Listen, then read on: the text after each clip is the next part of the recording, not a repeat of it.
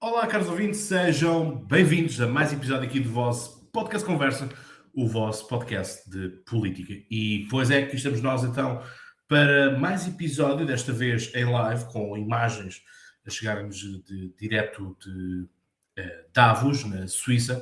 Portanto, esta grande estância de ski que tanta mística tem, tanto mistério tem, e nada mais é do que um encontro anual, um dos encontros anuais que o World Economic Forum proporciona e onde se encontram líderes mundiais, diretores de empresas, jornalistas, alguns outros stakeholders que são importantes para a dinâmica mundial e onde se discute aquilo que é justamente o mundo e como é que o mesmo pode e deve operar. Por isso, vamos estar aqui nesta live a falar sobre o discurso de Donald Trump, que irá falar dentro em breve, por isso é que já estão os jornalistas ali todos posicionados. Eu também irei estar aqui a transmitir esse mesmo discurso de Donald Trump em direto, portanto, e em inglês, ou seja, não irei estar a fazer tradução nem interrupções. No final, sim, irei fazer a análise e, portanto, ser aqui os comentários sobre aquilo que está a acontecer justamente em Davos, na Suíça, para este World Economic Forum, portanto, este encontro mundial do Fórum Económico, que é um grande think tank, que já existe há muitos anos. Davos é uma estância de ski e que todos os anos tem este encontro, regra geral, na terceira semana de janeiro. Portanto, daí temos estas imagens glamourosas no meio de uma estância de ski, portanto, aquilo que apenas tem hotéis, umas casas no sopé da montanha, e depois tem uma rua principal, que é chamada Promenade, e onde jornalistas, grandes empresas, montam quase os seus quiosques, e isto transforma-se numa outra vila. Para vocês terem noção, Davos, à conta deste Fórum Mundial, deste encontro mundial, nesta só semana faz 70% da riqueza que arrecada o ano inteiro. Portanto, é mesmo um nicho. Portanto, a nível de acessos não é muito fácil, é preciso apanhar uma série de transportes para lá chegar, porque isto é mesmo num ponto alto e, portanto, a vila mais perto encontra-se no sopé, e apesar de estar a cerca de 5 km quase em género, chegar até lá ao cimo, numa viagem, por exemplo, de carro, é uma hora. E dependendo dos transportes, esses transportes podem demorar cerca de 2 horas para lá chegar, portanto é um sítio mesmo fechado e portanto estamos a aguardar qualquer instante que Donald Trump chegue.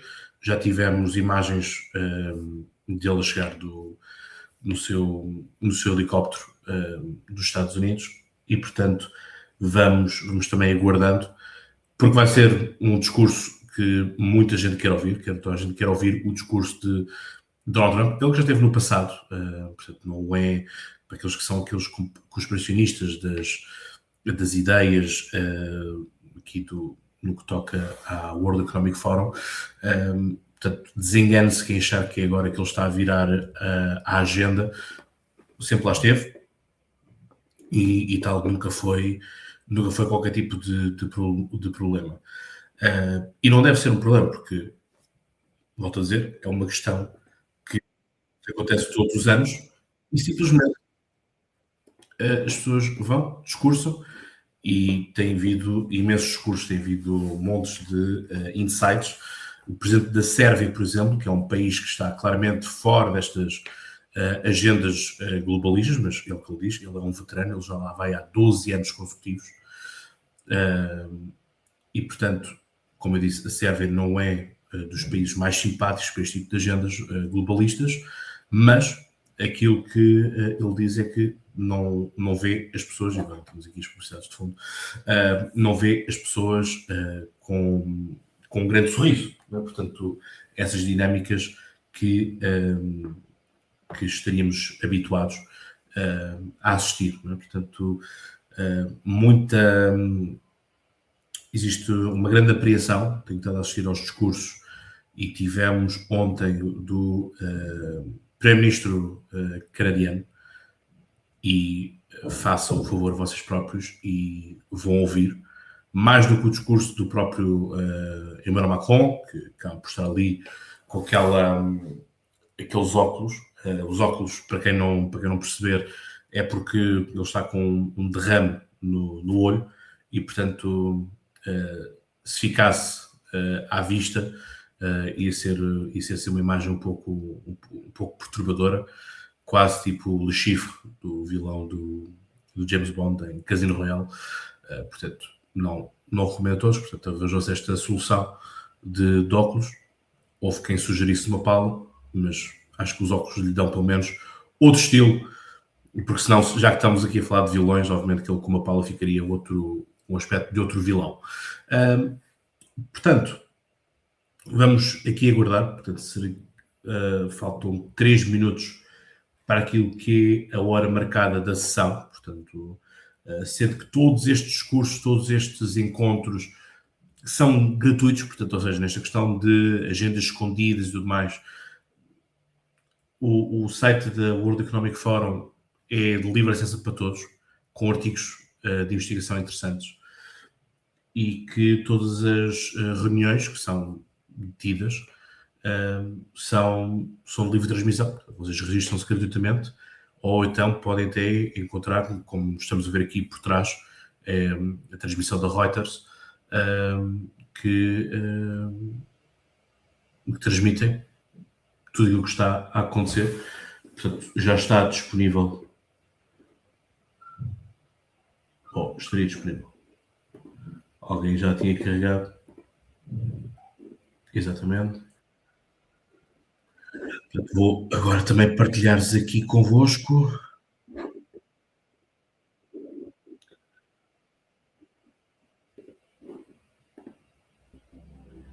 E como podem ver, portanto, a sessão vai começar brevemente. Por agora vamos só retirar aqui o som, porque não faz sentido estar aqui o som, mas isto para dizer-vos eu, está livre acesso, qualquer um de vocês pode assistir. Existem debates muito interessantes. É verdade que a credibilidade tem vindo a cair um bocado deste World Economic Forum, mas sempre existiu contestação. O próprio presidente da Câmara de Davos era um antigo protestante contra o Economic Forum e juntar-se ali em Davos, mas o próprio, portanto, que era protestante, fazia protestos, organizava os protestos contra, percebe a mais-valia que é este encontro mundial em Davos para aquilo que é a economia regional e o que é o colocar no mapa.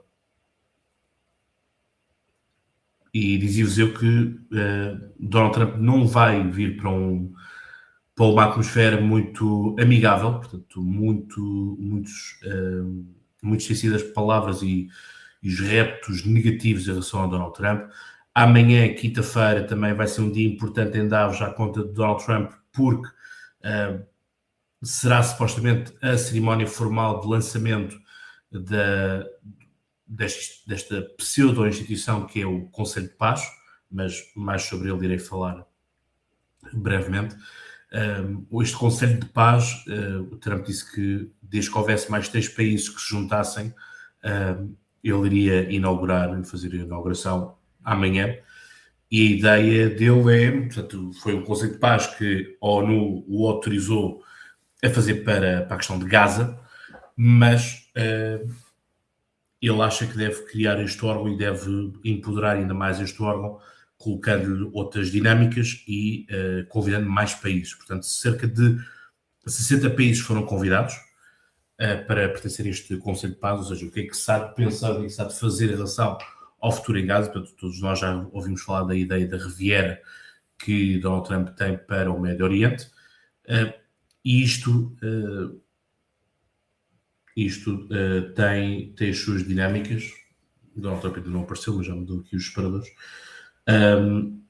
Isto para dizer que Donald Trump olha para esta pseudo-instituição, vamos chamar assim, este fórum que ele também está a criar, como algo para resolver outros problemas, inclusive a própria Ucrânia, e por isso mesmo ele convidou a Ucrânia e a Rússia para se sentarem à mesa neste mesmo encontro.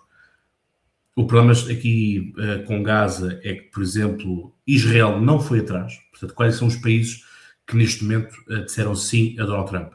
A Argentina, Javier Milei, Marrocos e Viktor Orbán da Hungria. Portanto, estes são os países que vão aderir a este conceito de paz de Donald Trump. Qual é o problema que nós temos de Donald Trump nesta instituição que se quer pôr acima da ONU? Porque, sejamos honestos, e nós ouvimos nas televisões toda a gente a falar da falência da ONU quando foi esta entrada derrompante dos Estados Unidos na Venezuela para ir buscar o Nicolás Maduro. Toda a gente falou, toda a gente disse, portanto não é novidade para ninguém, que a ONU tem uma falência, que a ONU perdeu o seu propósito, que a ONU perdeu toda a sua credibilidade. Portanto, aquilo que Trump está a tentar fazer é reconstruir isto. O problema que aqui temos é que o cargo de Donald Trump, é vitalício. Portanto, nada mais é quase como uma tentativa napoleónica de tirar a coroa imperial, que era dada pelo Papa, e ser posta na cabeça de Napoleão. Neste caso, era retirar a coroa dada pela ONU e pôr na cabeça de Donald Trump. Portanto, é algo assim um quanto problemático nesta questão. E também outra questão que também é preocupante é que Donald Trump pode expulsar os membros desde que não seja contestado por 2/3 dos signatários, vamos dizer assim. Portanto, é um órgão totalmente arbitrário, sem qualquer tipo de fundamento, sem qualquer tipo de base institucional legal. Portanto, ou seja, eu quase que me arrisco a dizer que uma associação de estudantes acaba por ter melhores estatutos, regras internas do que isto. Mas é o que é o que nós temos. E resta-nos agora olhar e perceber ao fim e ao cabo o que é que nós queremos e temos daqui. Portanto, já estaria na hora de Donald Trump estar a discursar, mas ali, através da Reuters, devemos que está tudo ainda para o receber. E, portanto, vamos ter que aguardar um pouco. Amanhã também é dia de Zelensky, neste World Economic Forum. Também é dia de Dmitriev da Rússia. Portanto, a grande política high politics está realmente aqui. O Canadá esteve ontem no uso da palavra. O Canadá que está a fazer e foi um próprio apelo que o próprio Primeiro-Ministro do Canadá deixou. Enfim, aqui acaba por ser uma certa herança de Justin Trudeau, que vai, portanto, palavras do Primeiro-Ministro Mark, é que os aliados da América têm que diversificar, têm que procurar outras alternativas a Donald Trump. E, portanto, tudo isso são questões que preocupam. Sobretudo o facto de o Canadá estar a querer fazer uma maior aliança com a China. Portanto, antes de ter estado em Davos, o Primeiro-Ministro do Canadá esteve na China, reunido com Xi Jinping. E, portanto, temos apenas aqui um aproximar e perguntar-se quanto é que isto demora. Por parte dos jornalistas. E também já te vi pessoas em antena portuguesa dizerem que a Europa agora se devia virar para a China. Acho que é escusado percebermos o quanto perigoso é esse encadeamento. Portanto, estamos agora já com imagens do salão.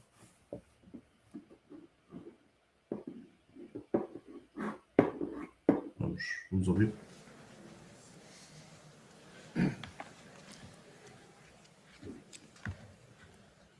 Good afternoon, everybody, and welcome. I guess we don't have enough seats today. Wow. Casa cheia. In the last quarter century, a sitting president of the United States has come to Davos only twice. Both times it was Donald Trump. So when I asked to serve in this new role that I have, he was one of the first leaders I called and invited to return. I first met the president about 25 years ago, but I worked most closely with him during the early months of COVID. This was March 2020. Markets were under extreme stress. Some economists were warning we could be headed towards a second Great Depression. What stood out to me during the extraordinary period was a president's willingness to bring together people from governments, from business, across institutions, across perspectives, to think differently, and importantly, to act decisively. That instinct to act, especially in pivotal moments, is one reason I think he values the World Economic Forum. It is a unique institution that brings together the largest combination of government officials, business leaders, technology leaders, civil society and NGO leaders, anywhere in the world for a genuine dialogue. And particularly, importantly, this year. Thankfully, this group is meeting under better economic circumstances than during the pandemic. But once again, we're facing very serious different economic conditions around the world. One of the central challenges that is impacting me is how capitalism can benefit more, and how can we broaden our global economy for greater and greater participation. That is a question where the president has shown real leadership through investing in infrastructure, reducing barriers to growth, and initiatives like the Trump account, designed to give more Americans a direct stake in the growth of the U.S. economy. As he enters the second year of his second term, we are interested in hearing his plans for 2026 and beyond, and will no doubt create more and more conversation. And that's what the forum is about, a serious conversation in the spirit of dialogue. Discussions where the world is headed, where are we going? And these discussions would be incomplete without the President of the United States, the most important leader in the world. We appreciate him here, so let me introduce and welcome back to Davos the President of the United States, Donald J. Trump.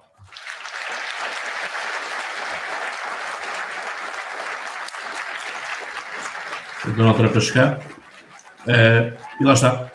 Como eu dizia, e também disse o novo chairman, só por duas vezes é que um presidente americano esteve em Davos, esteve neste encontro, e dessas duas vezes foi Donald Trump. Portanto, no que toca às ideias da agenda globalista e tudo mais, temos Donald Trump.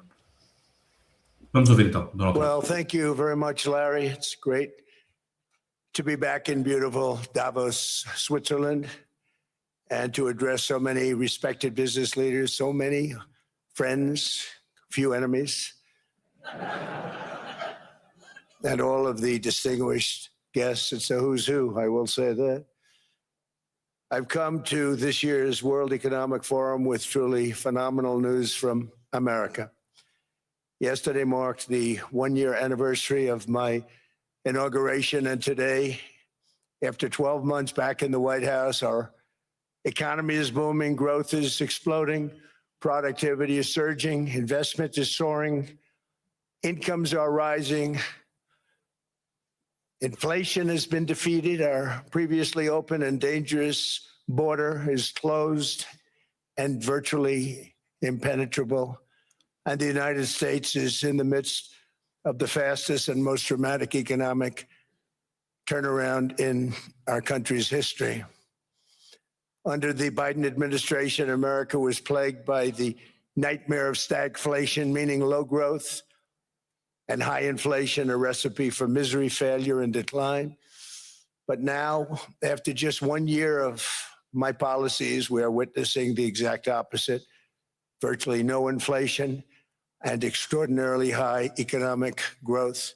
Growth like I believe you'll see very shortly our country has never seen before, perhaps no country has ever seen before. Over the past 3 months, core inflation has been just 1.6%. Meanwhile, fourth quarter growth is projected to be 5.4%, far greater than anybody other than myself and a few others had predicted. Since the election, the stock market has set 52 all-time high records. So that's in 1 year, 52 records, adding $9 trillion in value to retirement accounts, 401ks, and people's savings. People are doing very well. They're very happy with me. Since my inauguration, we've lifted more than 1.2 million people off of food stamps, and after 4 years in which Biden secured less than $1 trillion of new investment in our country. Think of that, 1 trillion, substantially less than that. In 4 years, we've secured commitments for a record-breaking $18 trillion, and we think when the final numbers come out, they'll be closer to $20 trillion of investment. That's never been done by any country at any time, not even close. Just over 1 year ago, under the radical left Democrats, we were a dead country. Now we are the hottest country anywhere in the world. In fact, the United States economy is on pace to grow at double the rate that was projected by the IMF just last April. And with my growth and tariff policies, it should be much higher. I really believe we can be much higher than that. And this is all great news, and it's great for all nations. The USA is the economic engine on the planet. And when America booms, the entire world booms. It's been the history. When it goes bad, it goes bad. You all follow us down and you follow us up. And we're at a point that I don't believe we've ever been. I never thought we could do it this quickly. My biggest surprise is I thought it would take more than a year, maybe like a year and 1 month. But it's happened very quickly. This afternoon, I want to discuss how we have achieved this economic miracle, how we intend to raise living standards for our citizens to levels never seen before, and perhaps how you too and the places where you come from can do much better by following what we're doing, because certain places in Europe are not even recognizable, frankly, anymore. They're not recognizable. And we can argue about it, but there's no argument. Friends come back from different places. I don't want to insult anybody and say, I don't recognize it. And that's not in a positive way. That's in a very negative way. And I love Europe, and I want to see Europe go good, but it's not heading in the right direction. In recent decades, it became conventional wisdom in Washington and European capitals that the only way to grow a modern Western economy was through ever-increasing government spending, unchecked mass migration, and endless foreign imports. The consensus was that so-called dirty jobs and heavy industry should be sent elsewhere, that affordable energy should be replaced by the Green New Scam, and that countries could be propped up by importing new and entirely different populations from faraway lands. This was the path that Sleepy Joe Biden administration and many other Western governments very foolishly followed, turning their backs on everything that makes nations rich and powerful and strong. And there's so much potential in so many nations. The result was record budget and trade deficits and a growing sovereign deficit driven by the largest wave of mass migration in human history. We've never seen anything like it. Quite frankly, many parts of our world are being destroyed before our very eyes, and the leaders don't even understand what's happening. And the ones that do understand aren't doing anything about it. Virtually all of the so-called experts predicted my plans to end this failed model would trigger a global recession and runaway inflation. But we have proven them wrong. It's actually just the opposite.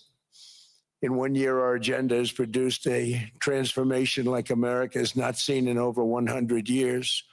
Instead of closing down energy plants, we're opening them up. Instead of building ineffective, money-losing windmills, we're taking them down and not approving any. Instead of empowering bureaucrats, we're firing them, and they're going out and getting jobs in the private sector for 2 and 3 times what they were making in government. So they started off hating me when we fired them, and now they love me. Instead of raising taxes on domestic producers, we're lowering them and raising tariffs on foreign nations to pay for the damage that they've caused. In 12 months, we have removed over 270,000 bureaucrats from the federal payrolls, the largest single-year reduction in government employment since the end of World War II. Nobody thought that was coming, but we had no choice. To make a country great, you can't have all federal jobs. We've cut federal spending by $100 billion and slashed the federal budget deficit by 27% in the single year. It's going to go down quite a bit more from that, driving inflation way down from the record highs of the Biden administration. Every month, they went up and up and up. I promised to cut 10 old regulations for every single new regulation, but instead I've cut, actually till this point, 129 regulations for every 1 new regulation approved. So every time they come in with a new regulation, we do at least 10, but so far it's averaging out to 129, if you can believe it. In July, we passed the largest tax cuts in American history, including no tax on tips, no tax on overtime, no tax on Social Security for our great seniors. We also provided 100% expensing. That's the one they like. And bonus depreciation for all new equipment and capital investments to help companies expand and shift production to America. They are so in love with that. They build a plant, they're able to deduct it immediately, the whole thing, rather than waiting 38 to 41 years in the old days. This is a miracle taking place. Nobody thought it would ever be done by any country, but it's done by us. It was what made my first term the most successful 4-year term that we've ever had from a financial standpoint. And now we've upped it. This is a 10-year program, not a 1-year program, but you're allowed to deduct everything in 1 year. It used to be 38 to 41 years. With tariffs, we've radically reduced our ballooning trade deficit, which was the largest in world history. We were losing more than $1 trillion every single year, and it was just wasted. It was going to waste. But in 1 year, I slashed our monthly trade deficit by a staggering 77%, and all of this with no inflation, something everyone said could not be done. There were a couple of brilliant people that actually thought I was doing the right thing. I thought I was doing the right thing. Now they all think I'm doing the right thing because they can't believe the numbers. American exports are now up by more than $150 billion. Domestic steel production is up by 300,000 tons a month, and it's doubling over the next 4 months. It's doubling and tripling, and we have steel plants being built all over the country. Nobody thought they'd see that. Factory construction is up by 41%, and that number is really going to skyrocket right now because that's during a process that they're putting in to get their approvals, and we've given very, very quick, fast approvals. In the process, we've made historic trade deals with partners covering 40% of all U.S. trade. Some of the greatest companies and countries in the world. We have countries as our partner too. The European nations, Japan, South Korea. They're our partners. They've gone into massive deals with us, especially on oil and gas. And these agreements raise growth and cause stock markets to boom, not only in the U.S., but virtually every country that came to make a deal, because as you've learned, when the United States goes up, you follow. It's really become a staple. In America, I've stopped the nation-wrecking energy policies that drive up prices while sending jobs and factories to the world's worst polluters. They are indeed polluters. Under sleepy Joe Biden, new domestic oil and gas leases fell by 95%. Think of that.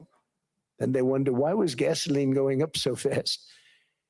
The gasoline actually topped $5 a gallon, and some places $7 a gallon, and more than 100 major power plants were violently shut down by incompetent people that had no idea what the hell they were doing. Under my leadership, U.S. natural gas production is at an all-time high by far.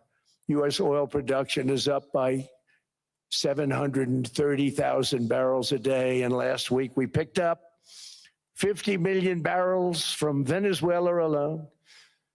Venezuela has been an amazing place for so many years, but then they went bad with their policies. 20 years ago, it was a great country, and now it's got problems, but we're helping them. And those 50 million barrels, we're going to be splitting up with them, and they'll be making more money than they've made in a long time. Venezuela is going to do fantastically well. We appreciate all of the cooperation we've been giving. We've been giving great cooperation. Once the attack ended, and they said, let's make a deal. More people should do that. But Venezuela is going to make more money in the next 6 months than they've made in the last 20 years. Every major oil company is coming in with us. It's amazing. It's a beautiful thing to see. The leadership of the country has been very good. They've been very, very smart. The price of gasoline is now below $2.50 a gallon in many states, $2.30 a gallon in most states, and will soon be averaging less than $2 a gallon. In many places, it's already down even lower, $1.95 a gallon. Numerous states are at $1.99, numbers that nobody has heard for years. Actually, since my last administration, we got it down to around those numbers.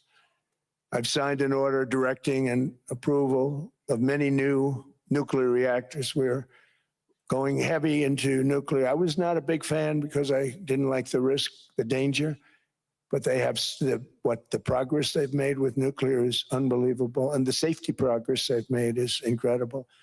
We're very much into the world of nuclear energy, and we can have it now at good prices and very, very safe.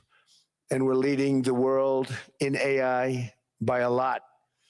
We're leading China by a lot. I think President Xi respects what we've done, in part because I've allowed these big companies building these massive buildings to build their own electric capacity. They're building their own power plants, which when added up is more than any country anywhere in the world is doing. I read recently an article in the Wall Street Journal that China's creating so much energy, and they are, I got to hand it to them, but we're creating as much or more, and we're letting them do that. I'm very proud of it. It was my idea. I said, you can't create this much energy. We needed more than double the energy currently in the country just to take care of the AI plants. And I said, we can't do that. We have an old grid system. And I came up with the idea, you people are brilliant. You have a lot of money. Let's see what you can do. You can build your own electric generating plants. And they looked at me. They didn't believe me. All of the names that are, I think, in the room right now, if you want to know the truth, they didn't believe it. And I said, no, you can't. They came back 2 weeks and they didn't have the plant. They said, we thought you were kidding. I said, no, not only am I not kidding, you're going to have your approvals within 2 weeks. I always say nuclear will take 3 weeks. But most aren't going that. They're going oil and gas. They're even going coal in some cases. Because of my landslide election victory, the United States avoided the catastrophic energy collapse which befell every European nation that pursued the Green New Scam, perhaps the greatest hoax in history. The Green New Scam, windmills all over the place, destroy your land. Every time that goes around, you lose $1,000. You're supposed to make money with energy, not lose money. Here in Europe, we've seen the fate that the radical left tried to impose on America. They tried very hard. Germany now generates 22% less electricity than it did in 2017. And it's not the current chancellor's fault. He's solving the problem. He's going to do a great job. But what they did before he got there, I guess that's why he got there. And electricity prices are 64% higher. The United Kingdom produces just 1/3 of the total energy from all sources that it did in 1999. Think of that, 1/3. And they're sitting on top of the North Sea, one of the greatest reserves anywhere in the world, but they don't use it. And that's one reason why their energy has reached catastrophically low levels with equally high prices. High prices, very low levels. Think of that, 1/3. And you're sitting on top of the North Sea. And they like to say, well, you know, that's depleted. It's not depleted. It's got 500 years. They haven't even found the oil. The North Sea is incredible. They don't let anybody drill. Environmentally, they don't let them drill. They make it impossible for the oil companies to go. They take 92% of the revenues. So the oil companies say, we can't do it. They came to see me. Is there anything you can do? I want Europe to do great. I want UK to do great. They're sitting on one of the greatest energy sources in the world, and they don't use it. In fact, their electricity prices have soared 139%. There are windmills all over Europe. There are windmills all over the place, and they are losers. One thing I've noticed is that the more windmills a country has, the more money that country loses and the worse that country is doing. China makes almost all of the windmills, and yet I haven't been able to find any wind farms in China. Did you ever think of that? It's a good way of looking at it. They're smart. China's very smart. They make them, they sell them for a fortune. They sell them to the stupid people that buy them, but they don't use them themselves. They put up a couple of big wind farms, but they don't use them. They just put them up to show people what they could look like. They don't spin. They don't do anything. They use a thing called coal mostly. But China goes with the coal. They go with oil and gas. They're starting to look at nuclear a little bit, and they're doing just fine. They make a fortune selling the windmills, though, and I think really that's one that they wouldn't be surprised if it stopped. They are shocked that it continues to go. They're very friendly with me. They're shocked that people continue to buy those damn things. They killed the birds. They ruin your landscapes. Other than that, I think they're fabulous, by the way. Stupid people buy them. The consequences of such destructive policies have been stark, including lower economic growth, lower standards of living, lower birth rates, more socially disruptive migration, more vulnerability to hostile foreign adversaries, and much, much smaller militaries. The United States cares greatly about the people of Europe. We really do. I mean, look, I am derived from Europe. Scotland and Germany, 100% Scotland, my mother, 100% German, my father. And we believe deeply in the bonds we share with Europe as a civilization. I want to see it do great. That's why issues like energy, trade, immigration, and economic growth must be central concerns to anyone who wants to see a strong and united West, because Europe and those countries have to do their thing. They have to get out of the culture that they've created over the last 10 years. It's horrible what they're doing to themselves. They're destroying themselves. These beautiful, beautiful places. We want strong allies, not seriously weakened ones. We want Europe to be strong. Ultimately, these are matters of national security, and perhaps no current issue makes the situation more clear than what's currently going on with Greenland. Would you like me to say a few words of Greenland? I was going to leave it out of the speech, but I think I would have been reviewed very negatively. I have tremendous respect for both the people of Greenland and the people of Denmark, tremendous respect. But every NATO ally has an obligation to be able to defend their own territory And the fact is, no nation or group of nations is in any position to be able to secure Greenland other than the United States. We're a great power, much greater than people even understand. I think they found that out 2 weeks ago in Venezuela. We saw this in World War II, when Denmark fell to Germany after just 6 hours of fighting and was totally unable to defend either itself or Greenland. So the United States was then compelled, we did it, we felt an obligation to do it, to send our own forces to hold the Greenland territory, and hold it we did at great cost and expense. They didn't have a chance of getting on it, and they tried. Denmark knows that. We literally set up bases on Greenland for Denmark. We fought for Denmark. We weren't fighting for anyone else. We were fighting to save it for Denmark. Big, beautiful piece of ice. It's hard to call it land. It's a big piece of ice. But we saved Greenland and successfully prevented our enemies from gaining a foothold in our hemisphere. So we did it for ourselves also. And then after the war, which we won it big. Without us, right now, you'd all be speaking German and a little Japanese, perhaps.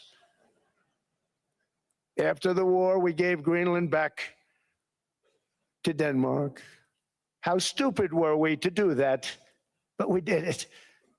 But we gave it back. But how ungrateful are they now?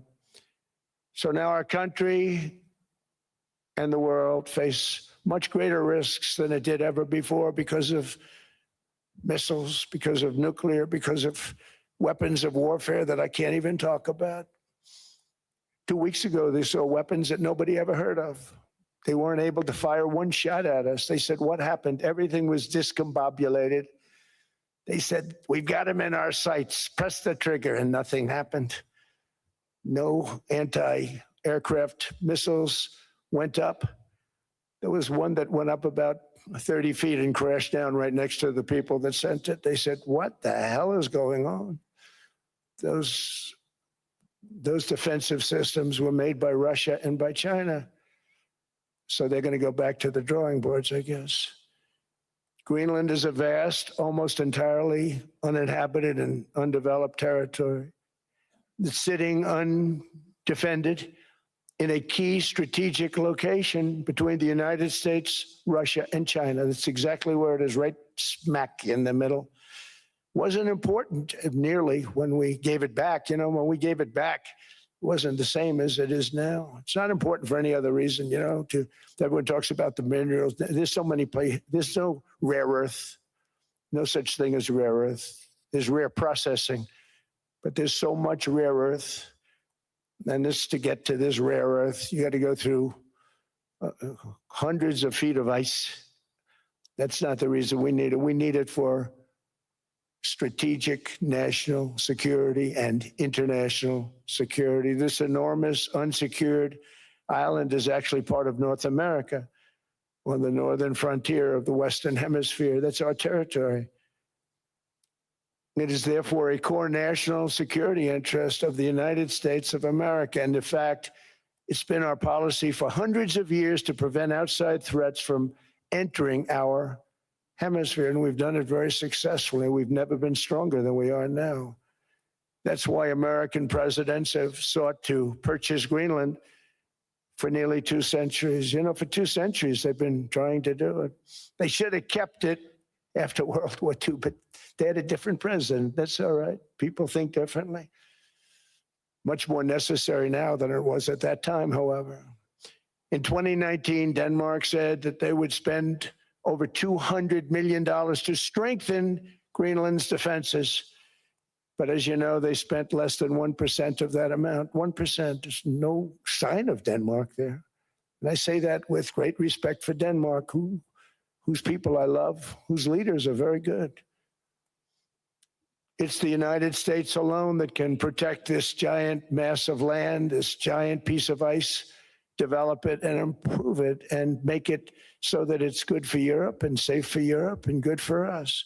And that's the reason I'm seeking immediate negotiations to once again discuss the acquisition of Greenland by the United States, just as we have acquired many other territories throughout our history, as many of the European nations have. They've acquired, there's nothing wrong with it.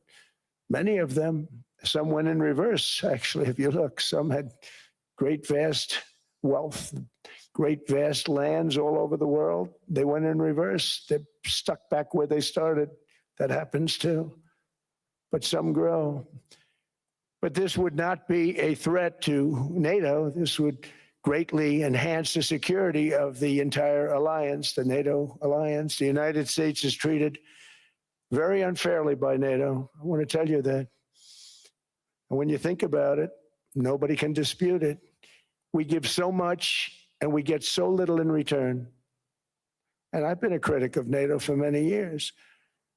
And yet I've done more to help NATO than any other president by far, than any other person. You wouldn't have NATO if I didn't get involved in my first term. The war with Ukraine is an example. We are thousands of miles away, separated by a giant ocean. It's a war that should have never started, and it wouldn't have started if the 2020 US presidential election weren't rigged. It was a rigged election. Everybody now knows that. They found out. People will soon be prosecuted for what they did. It's probably breaking news, but it should be. It was a rigged election. You can't have rigged elections. You need strong borders, strong elections, and ideally a good press. I always say it. Strong borders, strong elections, free, fair elections, and a fair media. The media is terrible. It's very crooked. It's very biased, terrible. But someday it'll straighten out because it's losing all credibility. Think of it, when I went in a landslide, a giant landslide, won all 7 swing states, won the popular vote, won everything, and I only get negative press. That means that it has no credibility. And if they're going to get credibility, they're going to have to be fair. So you need a fair press. But you also need those other elements. And I inherited a terrible, terrible situation. If you look, the border was open, the inflation was raging, everything was bad with the United States when I came into office. But I also inherited a mess with Ukraine and Russia, something that would have never happened. And I know Putin very well. He and I would discuss Ukraine. It was the apple of his eye, but he wasn't going to do anything. I said, Vladimir, you're not doing it. He would never have done it. It was terrible what happened. I could see it happening too. After I left, I could see it happening. Biden had given Ukraine and NATO $350 billion, a staggering sum, $350 billion. I came in and just like the southern border, just like inflation, just like our economy, I said, wow, this place is in trouble, meaning our country. All of these things were out of control. But the border was out of control. We fixed it with the strongest border anywhere in the world. And I've now been working on this war for 1 year, during which time I settled 8 other wars. India, Pakistan. I settled other wars that were Vladimir Putin called me, Armenia, Azerbaijan. He said, I can't believe you settled that one. They were going on for 35 years. I settled it in 1 day. And President Putin called me. He said, you know, I can't believe I worked on that war for 10 years trying to settle it. I couldn't do it. I said, do me a favor, focus on settling your war. Don't worry about that one. What does the United States get out of all of this work, all of this money, other than death, destruction, and massive amounts of cash going to people who don't appreciate what we do? They don't appreciate what we do. I'm talking about NATO, I'm talking about Europe. They have to work on Ukraine. We don't. The United States is very far away. We have a big, beautiful ocean separating us. We have nothing to do with it. Until I came along, NATO was only supposed to pay 2% of GDP, but they weren't paying. Most of the countries weren't paying anything. The United States was paying for virtually 100% of NATO. And I got that stopped. I said, that's not fair. But then more importantly, I got NATO to pay 5%, and now they were paying, and now they are paying. So something nobody said was possible. They said, we will never go up higher than 2%. But they went to 5%, and now they're paying the 5. They didn't pay the 2, and now they're paying the 5. And they're stronger for it, and they have an excellent, by the way, Secretary General, who's possibly in the room. Mark, are you here? Yes, he's here. Hello, Mark. We never asked for anything, and we never got anything. We probably won't get anything unless I decide to use excessive strength and force, where we would be, frankly, unstoppable. But I won't do that. Okay, now everyone's saying, oh, good. That's probably the biggest statement I made, because people thought I would use force. I don't have to use force. I don't want to use force. I won't use force. All the United States is asking for is a place called Greenland, where we already had it as a trustee, but respectfully returned it back to Denmark not long ago after we defeated the Germans, the Japanese, the Italians, and others in World War II. We gave it back to them. We were a powerful force then, but we are a much more powerful force now. After I rebuilt the military in my first term and continue to do so today, we have a budget of $1.5 trillion. We're bringing back battleships. The battleship is 100 times more powerful than the great battleships you saw in World War II, those great, big, gorgeous ships, the Missouri, the Iowa, the Alabama. Because I thought maybe we could take them out of mothballs. They said, no, sir, these ships are 100, think of that, 100 times more powerful than those big, magnificent pieces of art that you saw so many times ago, that you still see on television. You say, wow, what a force. 100 times, each ship 100 times more powerful than the big battleships of the past. So that was the end of the mothball story. So what we have gotten out of NATO is nothing except to protect Europe from the Soviet Union and now Russia. I mean, we've helped them for so many years. We've never gotten anything, except we pay for NATO. And we paid for many years until I came along. We paid for, in my opinion, 100% of NATO because they weren't paying their bills. And all we're asking for is to get Greenland, including right title and ownership, because you need the ownership to defend it. You can't defend it on a lease. Number one, legally, it's not defensible that way, totally. And number two, psychologically, who the hell wants to defend a license agreement or a lease, which is a large piece of ice in the middle of the ocean where if there is a war, much of the action will take place on that piece of ice. Think of it. Those missiles would be flying right over the center of that piece of ice. All we want from Denmark for national and international security and to keep our very energetic and dangerous potential enemies at bay is this land on which we're going to build the greatest golden dome ever built. We're building a golden dome that's going to, just by its very nature, going to be defending Canada. Canada gets a lot of freebies from us, by the way. They should be grateful also, but they're not. I watched your prime minister yesterday. He wasn't so grateful. But they should be grateful to us. Canada lives because of the United States. Remember that, Mark, the next time you make your statements. What we did for Israel was amazing, but that's nothing compared to what we have planned for the United States, Canada, and the rest of the world. We are going to build a dome like no other. We did it for Israel. And by the way, I told Bibi, stop taking credit for the dome. That's our technology. That's our stuff. But they had a lot of courage, and they were good fighters, and they did a good job, and we wiped out the Iran nuclear threat like nobody can believe. Nobody's ever seen anything like it. That, Venezuela, taking down Soleimani, wiping out al-Baghdadi when he tried to reinstitute ISIS. We did a lot. I did a lot of big things. all perfectly executed. Everyone was perfectly executed. Somebody told me that, a military expert told me, sir, everything you've done has been perfectly executed. I said, I know. So other presidents have spent, whether foolishly or not, trillions and trillions of dollars on NATO and gotten absolutely nothing in return. We've never asked for anything. It's always a one-way street. Now they want us to help them with Ukraine. And we say, we're going to. I'm really helping, not even them.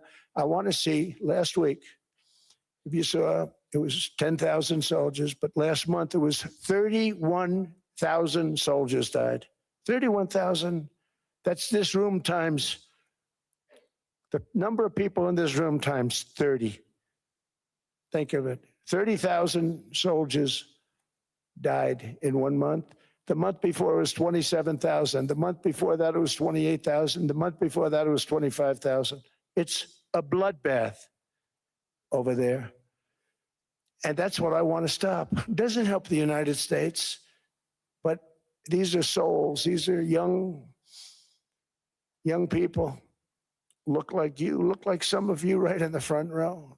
They go to war. Their parents are so proud. Oh, there he goes, comes back. 2 weeks later, they get a call, your son's head's been blown off. I want to stop it. It's a horrible war. It's the worst since World War II. They keep going, they'll exceed World War II. The numbers are staggering, how many people they've lost. They don't want to talk about it. Ukraine and Russia lost just tremendous amounts. And I'm dealing with President Putin, and he wants to make a deal, I believe. I'm dealing with President Zelensky, and I think he wants to make a deal. I'm meeting him today. He might be in the audience right now. But they got to get that war stopped because too many people are dying, needlessly dying. Too many souls are being lost. It's the only reason I'm interested in doing it. But in doing it, I'm helping Europe, I'm helping NATO, and I've until the last few days when I told them about Iceland, they loved me. They called me daddy, right, last time. A very smart man said, he's our daddy. He's running it. I was like running it. I went from running it to being a terrible human being. But now what I'm asking for is a piece of ice, cold and poorly located, that can play a vital role in world peace and world protection. It's a very small ask compared to what we have given them for many, many decades. But the problem with NATO is that we'll be there for them 100%. But I'm not sure that they'd be there for us. If we gave them the call, gentlemen, we are being attacked. We're under attack by such and such a nation. I know them all very well. I'm not sure that they'd be there. I know we'd be there for them. I don't know that they'd be there for us. So with all of the money we expend, with all of the blood, sweat, and tears, I don't know that they'd be there for us. They're not there for us on Iceland, that I can tell you. I mean, our stock market took the first dip yesterday because of Iceland. So Iceland's already cost us a lot of money. But that dip is peanuts compared to what it's gone up. And we have an unbelievable future in that stock. That stock market is going to be doubled. We're going to hit 50,000, and that stock market's going to double in a relatively short period of time because of everything that's happening. But this is a good example. After giving NATO and European nations trillions and trillions of dollars in defense, they buy our weapons. We make the greatest weapons in the world, but now we're going to make them faster, much faster. You saw that.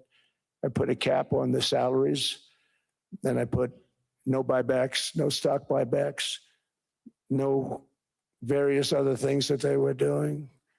I mean, they were making $50 million, but it would take them 3 years to give you a Patriot missile. I said, that's not good. My chauffeur can do a better job than that, and he makes slightly less than 50. They make big salaries. If they're going to make those big salaries, they're going to have to produce a lot faster. The good news is we have the greatest equipment in the world. Now we're going to start making it a lot faster. They're going to build additional plants. And all of the money that goes into stock buybacks is going to go into building plants. We're not allowing stock buybacks by defense companies any longer. They're going to build new plants to make Tomahawks, Patriots. We have the best equipment, F-35s. F-47, the new one just coming out. They say it's the most devastating plane, fighter jet ever. Who knows? They called it 47. If I don't like it, I'm going to take the 47 off it. I wonder why they called it 47. We'll have to think about that. But if I don't like it, I'm going to take that 47 off. But it's supposed to be the stage 6. It's supposed to be the first stage 6 plane, undetectable, like our B-2 bombers were undetectable. They flew right over Iran. They were undetectable. And they did their job, and they got the hell out of there. So we want a piece of ice for world protection, and they won't give it. We've never asked for anything else, and we could have kept that piece of land, and we didn't. So they have a choice. You can say yes, and we will be very appreciative, or you can say no, and we will remember. A strong and secure America means a strong NATO. And that's one reason why I'm working every day to ensure our military is very powerful. Our borders are very strong. And above all, our economy is strong because national security requires economic security and economic prosperity. And we have the greatest that we've ever had. Biden and his allies destroyed our economy and gave us perhaps the worst inflation in American history. They say 48 years, I say forever, but I think 48 years is the equivalent to forever. Whether it's 48 years or ever, it's terrible, costing the typical family $33,000. What they did to this country should never, ever be forgotten.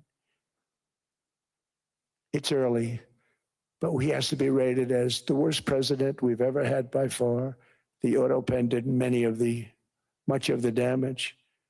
The auto pen, he was the auto pen president, because I don't believe a sane president would have ever signed the kind of things that he signed. But now grocery prices, energy prices, airfares, mortgage rates, rent, and car payments are all coming down, and they're coming down fast. We inherited a mess, but we've done a hell of a job in 12 months. Under my most favored nation policy for drug prices, the cost of prescription drugs is coming down by up to 90%, depending on the way you calculate. You could also say 5, 6, 7, 800%. There are two ways of figuring that. But we have a favored nations policy that every president wanted, no president was able to get. I got it, and other nations approved it. And I had to use tariffs in order to get it because they said, no way. In other words, a pill that costs 10% in London costs $130. Think it costs $10 in London, costs $130 in New York or in Los Angeles. And I'd say, boy, that's bad. Friends of mine would say, you know, we go to London, you can buy the stuff for nothing. We go all over the world, we can buy it for nothing. Because basically America was subsidizing every nation in the world because presidents allowed them to get away with it. It became very tough. So when I called up Emmanuel Macron, I watched him yesterday with those beautiful sunglasses. What the hell happened? But I watched him sort of be tough. But he was at $10 for a pill. And I said, Emmanuel, and I have all the big pharmaceutical companies are in total agreement. It wasn't easy, by the way. They're tough, smart. They've been getting away with the scam for a long time. But they gave it up. But they said, you'll never get the countries to approve it. I said, why is that? Because they won't. They always said, we're not paying any more. Get the rest for the United States. So over the years, they stayed the same. We just went up, up, up. And I mean, we would pay 13, 14, 15 times more than some certain countries would. So I said, no, they'll approve it 100%. Sir, you'll never get them to approve it. I said, I guarantee you. But I actually started with Emmanuel, who probably is in the room too. And I like him. I actually like him. Hard to believe, isn't it?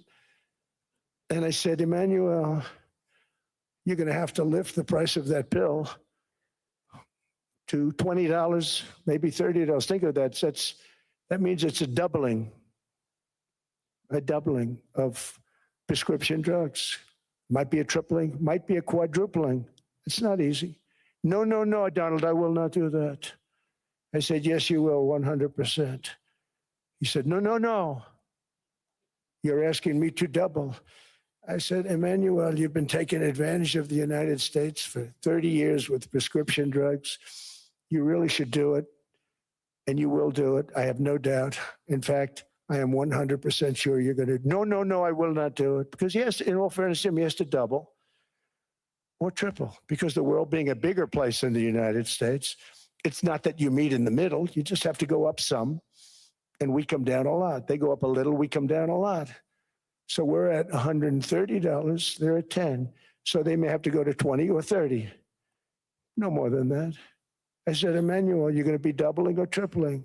No, no, no. I said, here's the story, Emmanuel. The answer is you're going to do it fast. And if you don't, I'm putting a 25% tariff on everything that you sell into the United States and a 100% tariff on your wines and champagnes. And that's about 10 times more than what I'm requesting. And you're going to do it. I don't want to go public with it, but you may make me do that. No, no, Donald, I will do it. I will do it. It took me, on average, 3 minutes a country saying the same thing. You will do it. They all said, no, no, no, I will not do it. You're asking me to double the cost of prescription. I said, that's right, because you've been screwing us for 30 years. And they said, we will not do it. I said, that's all right. On Monday morning, we're putting a 25, 30, 50. I gave different numbers for different countries. This is also national security we're talking about. Not fair. We're not going to subsidize the whole world. And every one of those countries have agreed to do it. So one of the biggest things that I've done is the fact that we have now most favored nation. We will pay whatever the lowest price is in the entire world. So our drug prices are going to be coming down by staggering 90%. Again, you could say 1,000%, 2,000%. Depends on the way you want to figure it, but we'll go with the way the fake news likes it better because it sounds, can you imagine a 90% reduction sounds much worse. But drug prices are going to be coming down tremendously in all the nations, and I appreciate them doing it, but they did it. In all fairness, without tariffs, I wouldn't have been able to get it done. After declining $3,000 under Biden, real incomes are up in the United States by $2,000, $3,000, and even $5,000 and more. Home ownership has always been a symbol of health and vigor of American society, but that goal fell out of reach for millions and millions of people in the Biden era because interest rates went up so high. Today, I'm taking action to bring back this bedrock of the American dream.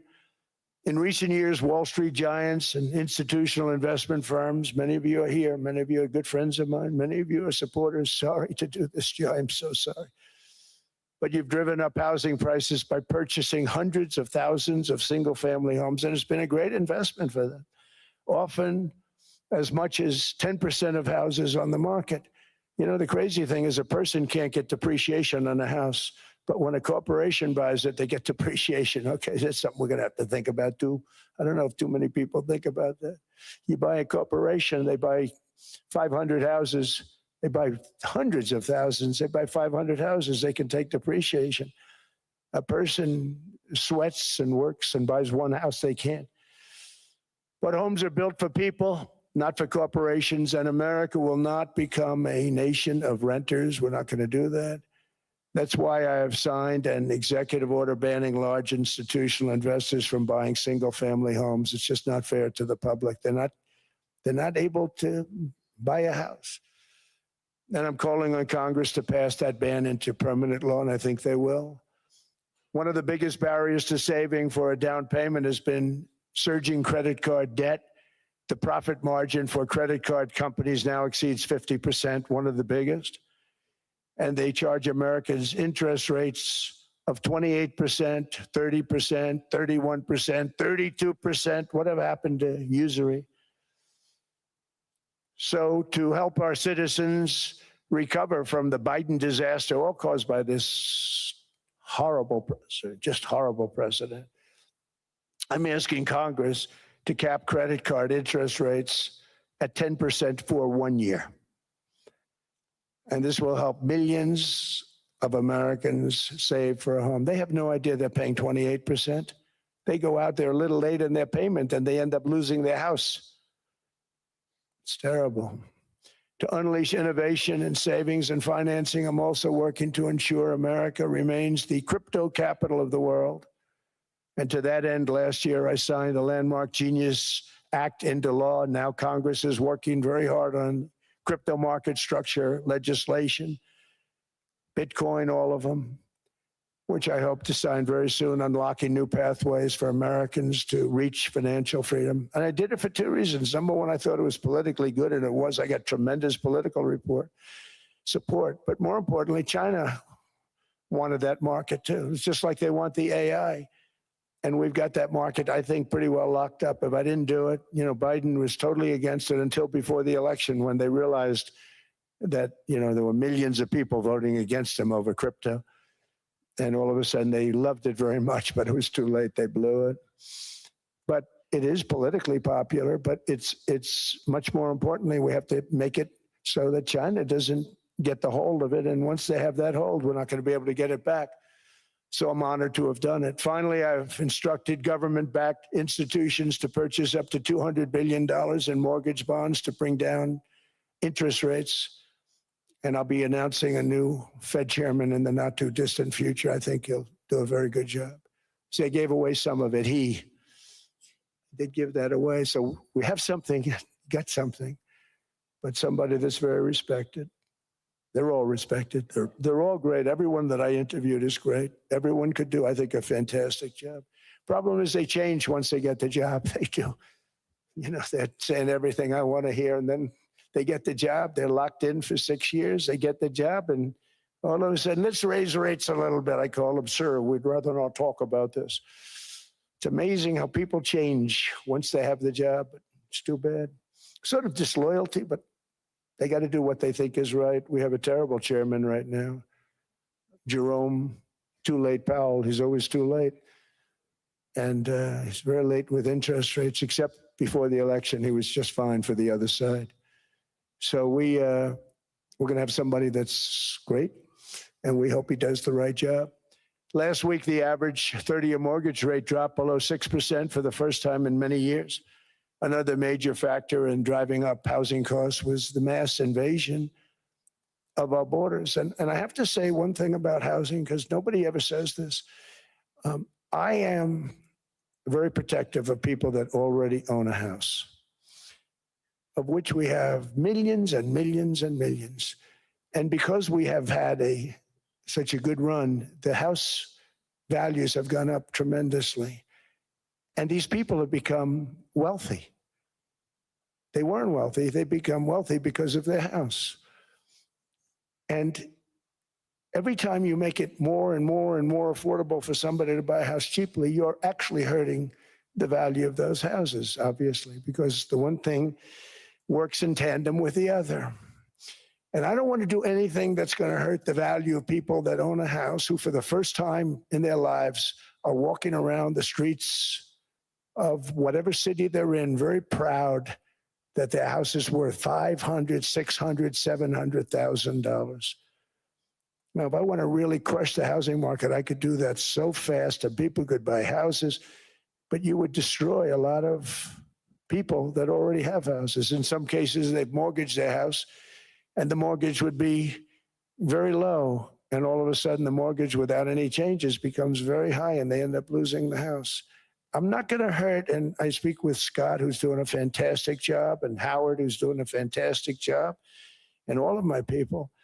And I always say, look, I can crush the hell out of the market. We can drop interest rates to a level, and that's one thing we do want to do. That's natural. That's good for everybody. The dropping of the interest rates, we should be paying a much lower interest rate than we are. We should be paying the lowest interest rate of any country in the world, because without the United States, you don't have a country.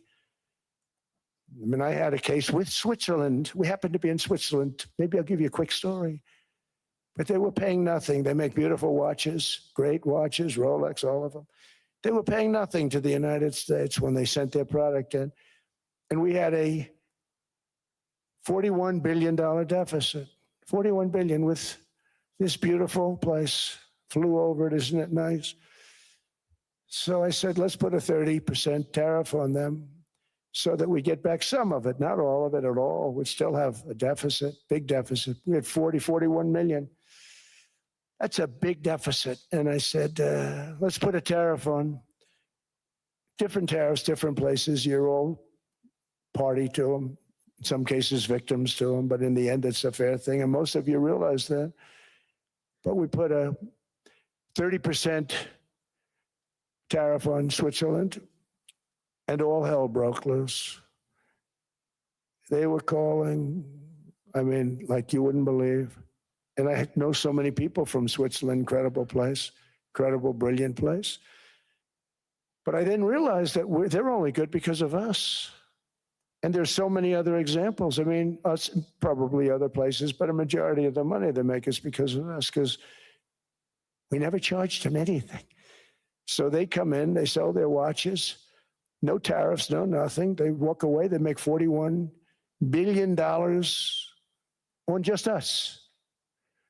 So I said, no, we can't do that. So I'm going to bring it up. I still would have a deficit pretty substantial, but I brought it up to 30%. And I guess Prime Minister, I don't think President, I think Prime Minister called a woman. And she was very repetitive. She said, no, no, no, you cannot do that, 30%. You cannot do that. We are a small, small country. I said, yeah, but you have a big, big deficit. You may be small, but you have a bigger deficit than big countries. He said, no, no, no, please, you cannot do it. Kept saying the same thing over and over. We are a small country. I said, but you're a big country in terms of, and she just rubbed me the wrong way, I'll be honest with you. And I said, all right, thank you, ma'am, appreciate it. Do not do this. Thank you very much, ma'am. And I made it 39%. And then all hell really broke out. And I was paid visits by everybody. Rolex came to see me. They all came to see me. But I realized, and I reduced it, because I don't want to hurt people. I don't want to hurt them. And we brought it down to a, lower level. Doesn't mean it's not going up, but we brought it down to a lower level. But they pay now, tariff. But I realized that we have many places like that where they're making a fortune because of the United States. Without the United States, they wouldn't be making anything.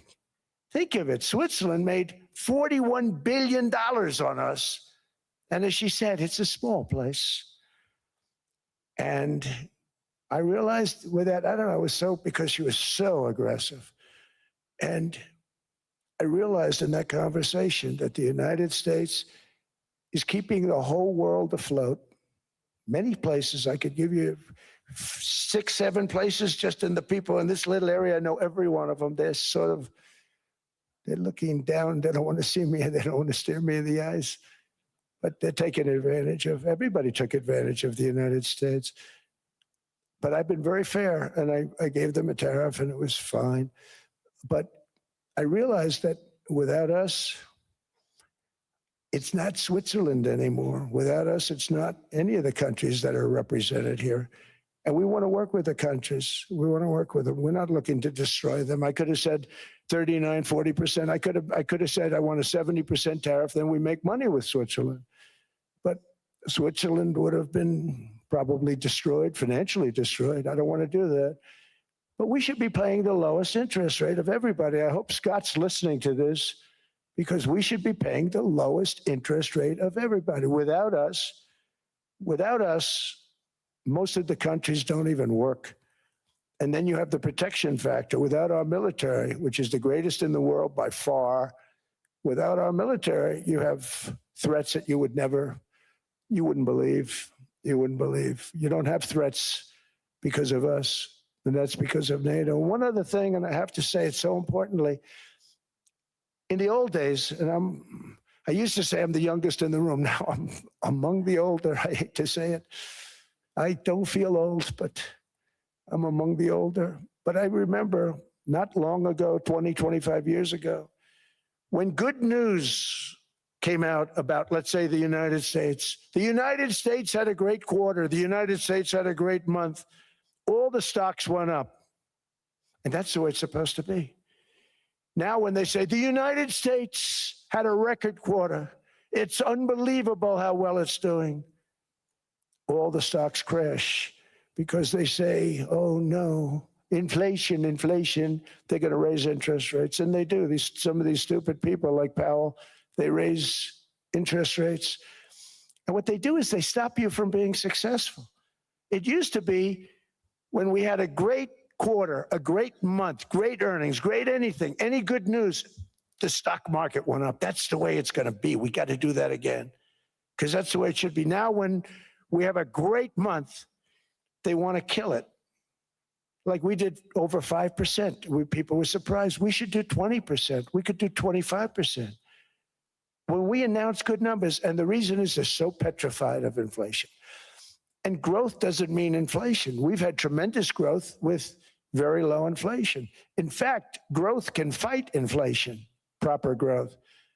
So we want to get back to the days when we announce great numbers because we're going to be announcing phenomenal. You know, all these factories that are being built at record, thousands of businesses are being built right now. Remember, $18 trillion is invested. I think the second number is 3. And that was China many years ago. Investments in the country from outside. 18 trillion, nobody's ever seen. And that's money coming in and building things, factories. Thousands of businesses are being built, thousands. Hundreds of big factories, car plants are moving back to the United States. They're coming in from Canada, they're coming in from Mexico, from Japan. Japan's coming in and building plants here in order to avoid tariffs. They're coming in from China. They're coming in from all over the world. We have more plants being built now, car plants, than we've ever had built, even in the heyday from the 1940s and 50s. And they're bigger. They don't use renovations anymore where they take an old plant, they rip it down, they build a brand new plant, super modern plant. But it's happening at levels that nobody's ever seen. In 2024, the U.S. built less than 2 million new homes, but Biden admitted more than 8 million new migrants. And those days are over. In 2025, for the first time in 50 years, the United States had reverse migration. Boy, that was nice. And these were criminals that were being taken out of our country because they allowed people to come into our country from jails, from gangs, drug dealers, murderers.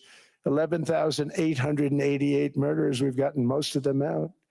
And then ICE gets beat up by stupid people from leadership in Minnesota. We actually are helping Minnesota so much, but they don't appreciate it. Most places do. You know, Washington, D.C. is the safest place now in the United States. It was a very dangerous place to walk. And now you can walk with your wife, your kids, right through the middle of the city. Right now, Washington, D.C. is as safe as it gets. It was one of the most unsafe. I had to admit, we sent in the military, the National Guard. Within 2 months, it was great. Within 3 months, it's like a really great place and a safe place and a beautiful place. It's even been cleaned up. The graffiti's gone. The fences are gone. We don't have to worry about fences anymore. All of the places, the grasses are cut and replaced with new grass in many cases. It's all going to happen in the spring. But Washington and D.C. is beautiful again, and it's safe. New restaurants are opening up. They were all closing. Now you can't get into a restaurant. Restaurants in Washington, D.C. are all opening. Memphis also, Memphis, Tennessee, New Orleans, Louisiana. We're there for 3 weeks. We've cut the crime down by 64%. Within another month, we'll have virtually no crime there. We can do that all over. We're going to help the people in California. We want to have no crime. I know Gavin was here. I used to get along so great with Gavin when I was president. Gavin's a good guy. And we're going to, if he needed it, I would do it in a heartbeat. I'd love to see. We did help them a lot in Los Angeles, a lot with the early in my term when they had some problems. But we would love to do it. I will say this, if I were a Democrat governor or whatever, I would call up Trump. I'd say, come on in, make us look good. Because we're cutting crime down to nothing. And we're taking people out, career criminals who are only going to do bad things, and we're bringing them back to their countries. But where we've done it, it's been amazing. And we have a capacity to do it at much greater levels. We're cutting illegal aliens off welfare and other government benefits. And I have directed that starting immediately, there will be no more payments to sanctuary cities because they are really just sanctuaries for criminals. They're really protecting criminals. And those are the ones we have to get out of the country: murderers, drug dealers, the mentally insane. They emptied their mental institutions into the United States. And despite that, we have the lowest crime numbers that we've ever had in the history of the country. Just came out. But equally importantly, we're cracking down on more than $19 billion in fraud that was stolen by Somalian bandits. Can you believe that Somalia? They turned out to be higher IQ than we thought. I always say these are low IQ people. How did they go into Minnesota and steal all that money? And we have, they're pirates. They're good pirates, right? But we shoot them out of the water just like we shoot the drug boats out. They're not pirating too many boats lately, do you notice? When they go out into those boats, they want to take over $1.5 billion tanker loaded up with oil. And they say, we're going to blow up your boat. They have powerful weapons. You hit the side of the boat, you blow the whole thing up. The insurance companies are petrified. So they say, just give them the boat. We'll give them money instead. And I don't do that. We blow them right the hell out of the water. We see them going out, we blow them out of the water. We don't have any pirates so much anymore. If we do, they won't be there long. We've cut down with the hitting of the boats that are loaded up with drugs, including submarines. Can you believe they actually buy small, they call mini subs, very fast. They're meant for drugs. We've knocked out 2 of them. The Democrats say they were fishing. You have ruined somebody's fishing weekend, I would say. A submarine is not a fishing boat. You don't fish. But we've knocked down drugs by water, the oceans, the sea, by 97.2%. Think of that. And I actually say, who the hell are the 3%? Because I would not want to be piloting one of those boats. We knocked them down, and now we're going to start on land. We're going to knock it all out. The land is the easy part. What we did on sea is incredible, and that's our great military. The situation in Minnesota reminds us that the West cannot mass import foreign cultures, which have failed to ever build a successful society of their own. I mean, we're taking people from Somalia, and Somalia is it's not a nation. Got no government, got no police, got no military, got no nothing. And then we have this fake congressperson who they just reported is worth $30 million. You believe this? Ilhan Omar, talking about the Constitution that provides me. She comes from a country that's not a country, and she's telling us how to run America. Not going to get away with it much longer, let me tell you. The explosion of prosperity and conclusion and progress that built the West did not come from our tax codes. It ultimately came from our very special culture. This is the precious inheritance that America and Europe have in common. We share it. We share it, but we have to keep it strong. We have to become stronger, more successful, and more prosperous than ever. We have to defend that culture and rediscover the spirit that lifted the West from the depths of the Dark Ages to the pinnacle of human achievement. We live in an incredible, changing period. It's an unbelievable time, but we have to take advantage of the time that we're in. In our hands are technologies that our ancestors could scarcely have. I mean, they couldn't have even dreamt some of the things that we see today. And so rapidly they're produced. I mean, AI, 2 years ago, nobody ever heard of the term, and now everybody's talking about it. And it can have some very good purpose. It could also have some dangerous purpose. And for that, we have to watch out. But some tremendous things are happening because of it. And we're leading by so much. We're doing so well. But opportunities that are bigger and grander than ever before in human history are right before us. It is the pioneers in this room. Many of you in this room are true pioneers. You're truly brilliant people. Just your ability to get a ticket is brilliant because you have about 50 people for every seat. I don't know what, that's Larry. Everything Larry touches turns to gold. He made this very successful. But you're in this room, And some of you are the greatest leaders anywhere in the world. You're the greatest brains anywhere in the world. And the future is unlimited, and to a large part because of you. And we have to protect you, and we have to cherish you. I always say we have to cherish our brilliant people because there aren't many of them.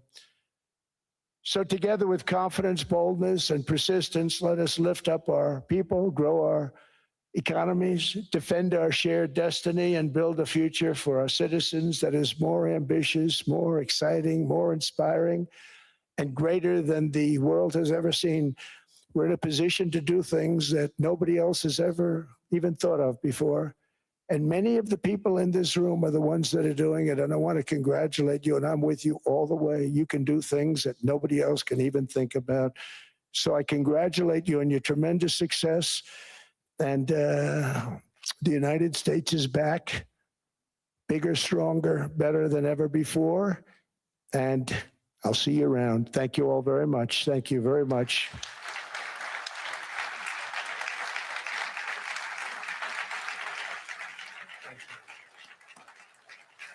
Thank you.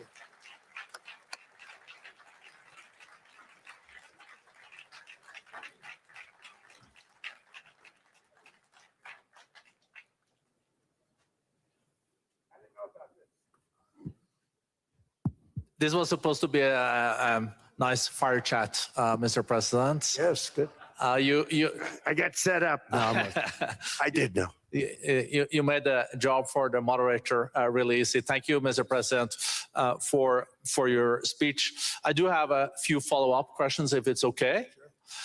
I don't think I should start with Greenland, maybe. I'll start with the economy. The U.S. economy is doing really, really well. But how to sustain this growth moving forward? Because there's always a recession looming around the corner. Well, you know, the one thing about economies and recessions is sometimes you get hit unexpectedly and there's nothing you can do about it. All brilliant people, but there's nothing. One example was COVID. We had an economy going at levels like nobody had ever seen my first 2.5, 3 years. And then I heard the word pandemic, not COVID. They came up with that name over a period of time. We won't get into that. But I heard the word pandemic.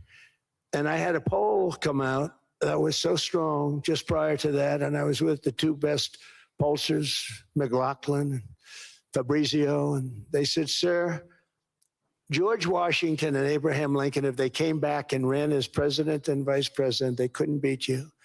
And then what happened is the following day, I was told to stay tuned because there's something really bad happening in China. There are bodies laying all over Wuhan, right around that certain building that we talk about. I always said it came from Wuhan. It did come from Wuhan. And they were body bags. We saw it by satellite. And they said, there are strange things happening in China. And so it began. And we ended up with the COVID, and the whole world suffered. We did a phenomenal job. I don't think we got the credit we deserved. We did something that Operation Warp Speed, which some people say was one of the greatest military feats ever. We did a great job. Used our military, used a lot of people. But sometimes you get hit with things, nothing you can do. You get hit with things like that unexpectedly. And we got through it. And when I left, the stock market was higher than it was previous to the COVID coming up. And that was, I called it a great achievement. But things happen, bad things happen. The things that we can stop are wars if we're smart. That we can stop. Those are a matter of being intelligent and having intelligent people on the other side, because wars are the worst of all. Wars are worse than anything. But we can stop wars because that's sort of up to us. But things like dust flying in the air, wherever COVID comes from or whatever comes, sometimes you have to be a little bit lucky. But we are poised to have an economy like no other, not only in this country, but anywhere. And you know, when you hear the kind of numbers that I can tell you that Scott Bessent was with me the other day, and he's looking at numbers. He said, I can't. And that's all he's done his whole life, pretty much your whole life. Scott, you weren't going to be a football player, I don't think. Scott was not that great at football, but he was always good at numbers, right? And he was looking at numbers. He said, I'd never seen anything like this. We're poised to do things that no other country's ever done. And, you know, luck, I hate to say it, but we need a little luck. We don't want to get hit by something that nobody could have thought. Whoever thought we were going to hit by a pandemic? You know, when I heard the word pandemic, I said, oh, that's an ancient problem. World War I, they lost 100 million people. It actually ended World War I. A lot of people don't know. The Spanish flu in World War I ended the war because all the soldiers were sick. The soldiers were so sick on both sides, and that war was raging, and they were all dying from the Spanish flu. They were sick as dogs. They couldn't fight. So, you know, you don't know how that would have turned out. But so we do, I mean, subject to that, and I always have to put a caveat in for it, but we're poised to have the greatest growth of any large country, I think any country that there's been. When you look at what's happening in the United States, it's really amazing. Thank you. One thing that maybe keeps you up at night, I know you don't sleep that much anyway, Mr. President, is the debt. The U.S. debt is high, is now the biggest expenditure on your budget. How to get out of that impasse? Well, the big thing is growth. I mean, growth is the way. If we grow like this, we go from having a $37 trillion. We go from having high debt to low debt. But we also are cutting expenses, you know, the old-fashioned way. We have extraordinary growth. I think we're going to be growing our way out. I think we're going to be paying off debt. We're taking in tremendous money from tariffs fairly. And again, I'm using them judiciously. You know, Switzerland's a case study. I could have gotten much more. I could have asked for much more. But we're using them judiciously. But I think growth, most importantly, and then cutting costs. Now, if you take a look at Minnesota, $19 billion in fraud and other things. People going to airports, they came into the country, they don't have 10 cents and they're leaving with hundreds of thousands of cash in their bags. When we get to that, and our DOJ, Pam and Todd and all the people that work over there and all of the people that work in here, I can tell you, Scott Bessent is working on that. It's a priority, right? You have your whole team. We're in there looking for where this money is coming from, how much it is. It could be more than $19 billion. Can you believe that? That's just one state. If we were able to cut out 50% of the fraud, 50%, and we should be able to do better than that, we would have a balanced budget without having to talk about even growth. So we have a lot of options, but we're working very hard on that. That's a big deal. It's not just the protests, the fake protests done by agitators and, you know, professional insurrectionists. That's what they are. They're professional troublemakers. But we are looking very strong at the money too in Minnesota and other places. I think, Mr. President, also the $500 billion invested in artificial intelligence and the frontier technologies last year also were driving growth exponentially in the U.S. Well, AI has been a big factor. AI is massive. I mean, Mark Zuckerberg showed me a plant where he put it over a map of Manhattan, and it was basically the size of Manhattan. This is not, I said, you got to be kidding. It's a plant that was miles long, miles wide, very high. I don't think it was high like the Empire State Building, but it was high. And it literally covered most of the island of Manhattan. That's called a big plant. And, you know, when I heard they're going to spend $50 billion building it, I said, what are they, you know, if you spend $50 million, you can build a nice little shopping center. If you spend $500 million, you can build a good shopping center. But how do you spend $50 billion? When I looked at this thing, I said, you think you'll be able to do it for that? It's amazing when, you know, some of the plants that I see, and I see them all. And again, so big as we're letting them build their own electric generation. This way we have no problem. And otherwise they'd be complaining. There'd be nobody able to be, you know, we have an old grid system. And not only that, they're going to sell at a very cheap price the excess electricity that they create back into our grid. So that'll solve some problems for certain states that don't have enough electricity. We also know that on the AI, there is fierce competition between the US as the largest economy in the world 27% of the global GDP and 5% of the global population, not doing that badly, and China. And we know that competition is very tough on AI. I know you're heading to a state visit to China in April. How do you see the US-China relationship moving forward? Are you able to combine this tough competition with also collaboration?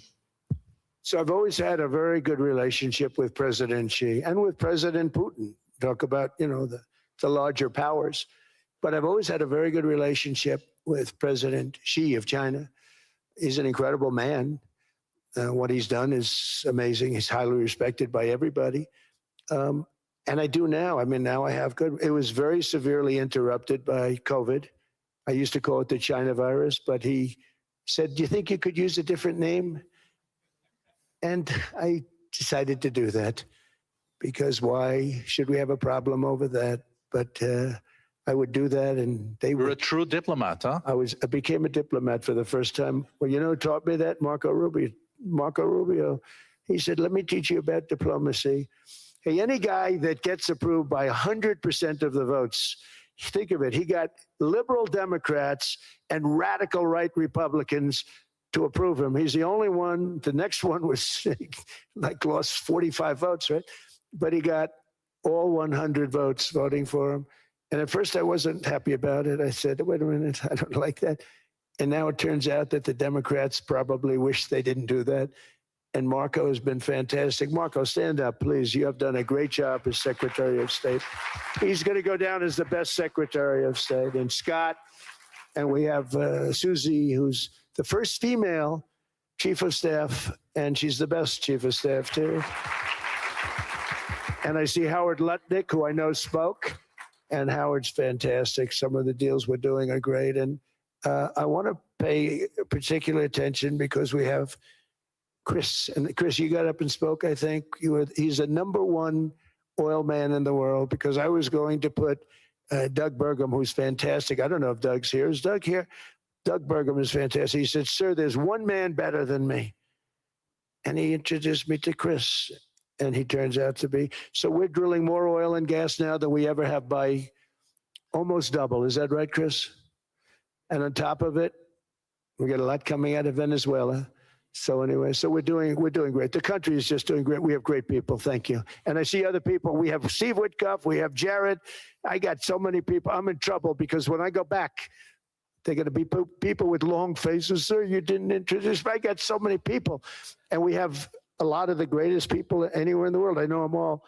So I won't continue because we'd be here all day.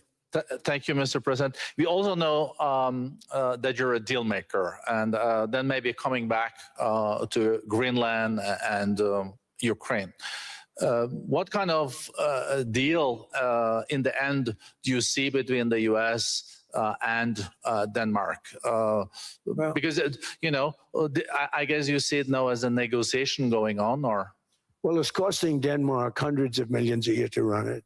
And Denmark's a small country and wonderful people.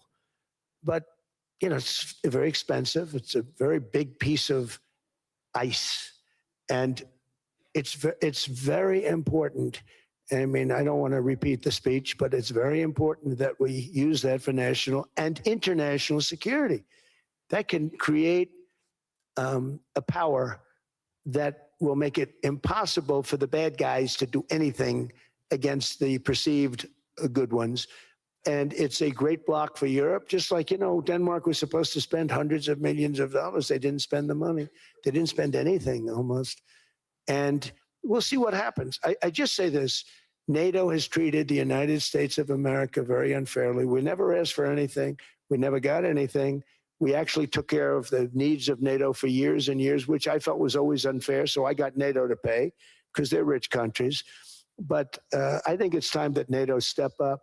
We're helping them with Ukraine. Without us, I think Putin would have gone all the way. I think we have it. I think that could have been a World War III, if you want to know the truth. If Kamala was elected, or Joe, any one of those, those thinkers, I think you could have ended up in World War III. And I will say Steve Witkoff has been dealing incredibly with But we're not going to have World War III. We want to get it stopped, but we're not going to have World War III. I think if I wasn't elected, I think that could have evolved into World War III. It was a very, very bad situation, and it still is, but it's not that kind of bad. It's bad because so many young people are being killed. How close do you think there is on an agreement on Ukraine?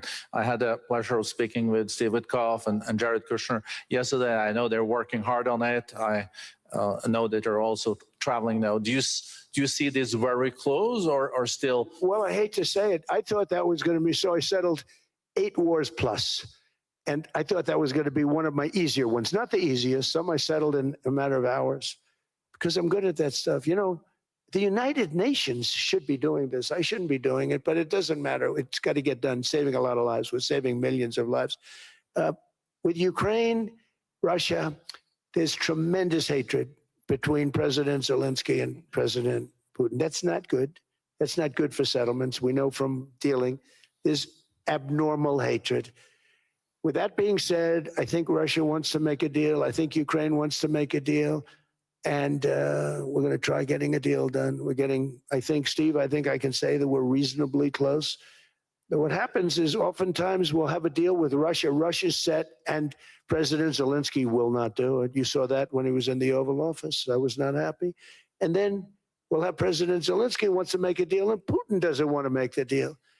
It's a very difficult balance, and it's big time, and it is, you know, to use a word, it's a bloodbath. It's horrible what's happening. It's a drone war. The drones are killing, you know, thousands of people a week, thousands. We have to get it stopped. So I believe they're at a point now. I'm going to meet with President Zelensky later today. I believe they're at a point now where they can come together and get a deal done. And if they don't, they're stupid. That goes for both of them.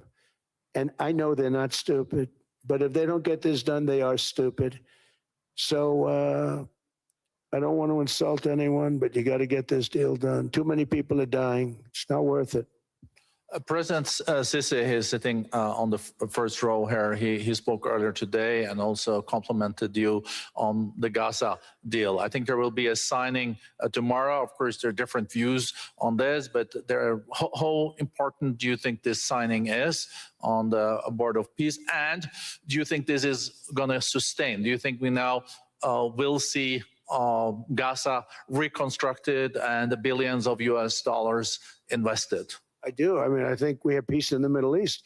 There are some little situations like Hamas, and Hamas has agreed to give up their weapons. Now, you know, they were born with a weapon in their hand, so it's not easy to do. When they were born with a rifle in their hand. It's not an easy thing for them, but that's what they agreed to. They've got to do it. And we're going to know, Jared, over the next 2 or 3 days, certainly over the next 3 weeks, whether or not they're going to do it. If they don't do it, they'll be blown away very quickly. They'll be blown away. You know, we have 59 countries that are part of that whole peace deal. And some of those countries aren't even they're near the Middle East, but they're not in the Middle East traditionally. And they want to come in and take out Hamas. They want to come in. They want to do whatever they can. There's a problem with Hezbollah in Lebanon, and we'll see what happens there, but that's a problem. But there are these little flames, but there's peace in the Middle East. Now, had we not gone in and knocked out with those big, beautiful, we just ordered 25 brand new ones, the latest and the greatest, the B-2 bomber. Think of them, they went in there at 2 o'clock in the morning with no moon, no light, no nothing, and every single one of those massive bombs hit its target, 100,000-pound bombs hit its target, every one of them.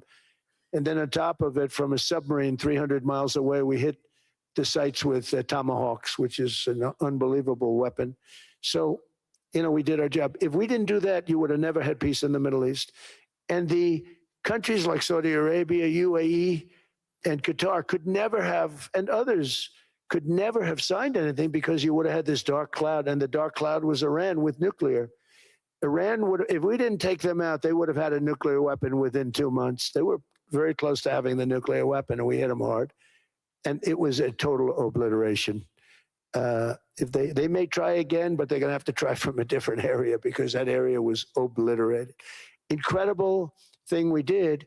And because we did that, we were able to make peace. If we didn't do that, I would say, Jared and Steve, if we didn't do that, there was no chance of making peace because the countries I just named and other countries could have never signed off. They were afraid. We had a bully. The bully was Iran, the bully of the Middle East. They used to call it for years. They were the bully of the Middle East. They're not the bully of the Middle East anymore. Mr. President, I know you even had to change plane last night, so I guess you didn't have much sleep, but I think but your energy is still there. I know you have several bilateral meetings. I know you're also hosting a reception. So thank you so much for coming back to Davos. Thank you so much. It's highly appreciated. Thank you very much. Thank you, everybody, very much. Thank you. Thank you.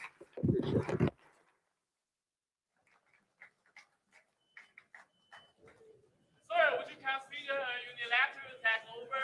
U.S. say you won't use force, but how the other means? You say no.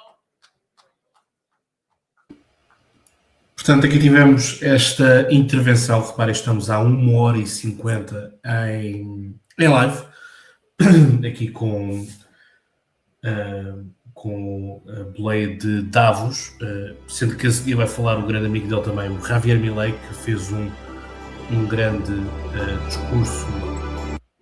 discurso no ano passado, sobretudo fazendo uma divisão daquilo que era o liberalismo versus o socialismo, portanto, do ponto de vista das doutrinas políticas e económicas, e de que estado é que ele tinha encontrado a Argentina.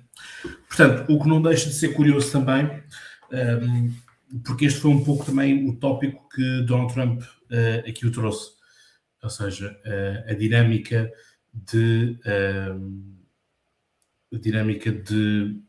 estar o país numa completa desordem, portanto, continuamos aqui com imagens por trás. Portanto, aquilo que nos importa entender aqui deste discurso, primeiro foi um discurso muito para dentro de Donald Trump, ou seja, é um discurso que é para justificar, na ótica dele, os bons resultados que a América está a conseguir atingir, e isso, obviamente, que há aqui uma dinâmica de propaganda e uma dinâmica de verdade e de repor alguns factos que não são noticiados. Ou seja, como ele próprio também diz a meio do discurso, para ele o que é importante é a existência, por exemplo, de boa fronteira, boas e honestas eleições e uma boa imprensa. Portanto, aquilo que ele diz é que a imprensa não é boa, não tem uma boa imprensa, que apesar de ter ganho agora as eleições de forma que teve o maior colégio eleitoral, ganhou no voto popular, portanto, ganhou de todas as maneiras efetivos, ganhou nos swing states, ganhou tudo aquilo que era possível de fazer. Ainda assim, a imprensa continuou a fazer o que ele chama de bad press, né? Portanto, trazer uma imprensa negativa. E nós vimos isso também acontecer aqui em Portugal. Aliás, devo dizer que eu, quando embarquei para os Estados Unidos, e aqui este jornal que vocês aqui veem é nada mais nada menos que o jornal do dia da eleição. Portanto, quando eu estive lá, também fazer aqui coberturas e trazer-vos também as informações de cá. Eu estive no grande que seria o discurso de vitória de Kamala Harris, portanto, aquilo que era a sua sede de campanha, que era a sua antiga universidade. Eu estive lá e a realidade era totalmente contrastante daquilo que os pseudo-especialistas na televisão diziam e também aquilo que os jornalistas diziam. Portanto, por isso é que está ali aquele jornal, é porque é um dos marcos do Podcast Conversa, justamente ter feito a cobertura e ter estado nas eleições presidenciais americanas. Portanto, um grande feito. Acho que o passo a seguir é estar em Davos. Portanto, tivemos aqui um acerto de contas. Tivemos Trump a dizer uma vez mais que as eleições de 2020 tinham sido rigged, portanto, tinham sido sabotadas, tinham sido orquestradas. E isso ele disse que também, bom, pode ser que seja agora o momento de breaking news, mas vou perseguir, as pessoas que fizeram isto vão em breve a tribunal. Portanto, temos aqui uma certa novidade que também, portanto, nós temos aqui, percebemos o que é que vai acontecer daqui para a frente no que toca à componente americana.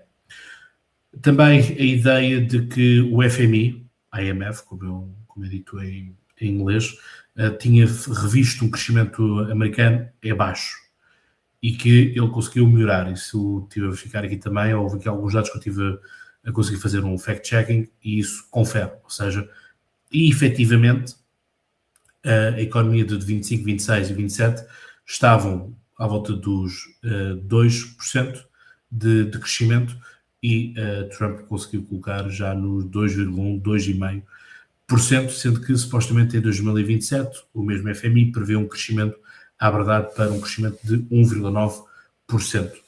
Vale o que vale, houve aqui muitas críticas a Joe Biden, houve aqui muitas críticas, muitas vezes apelidado de Sleepy Joe ou de Autopen, portanto, caneta automática, e isso vai de encontro àquilo que nós temos. Portanto, vemos aqui Donald Trump na imagem, em Davos, no Fórum Económico Mundial, e aquilo que nós olhamos e temos é esta vertente de acerto de contas e mostrar que agora, referente também à questão das energias verdes, que isso é a maior hoax, como se diz, que é o embuste do século, porque faz inclusive a comparação com o Reino Unido, e isso pronto, carece de maior análise, mas cingindo aquilo que ele diz, é que a Inglaterra neste momento produz 1/3 da energia que já chegou a produzir na viragem do século, portanto, 1999, 2000.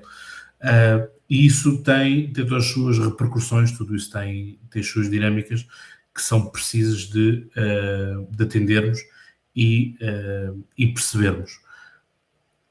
E aqui ele diz, temos recursos para ser usados, vamos pôr energia barata, e isto é um tipo de discurso que eu já tenho alertado muito aqui para o podcast, que é a questão das renováveis, a questão da energia limpa, a questão das alterações climáticas, isto é tudo muito giro, mas a questão é que, paradoxalmente, portanto, cada vez temos mais energias, cada vez temos energias mais limpas e mais eficientes e mais baratas, porque vem do sol, vem das coisas que não precisamos a partir de grande investimento para recolher.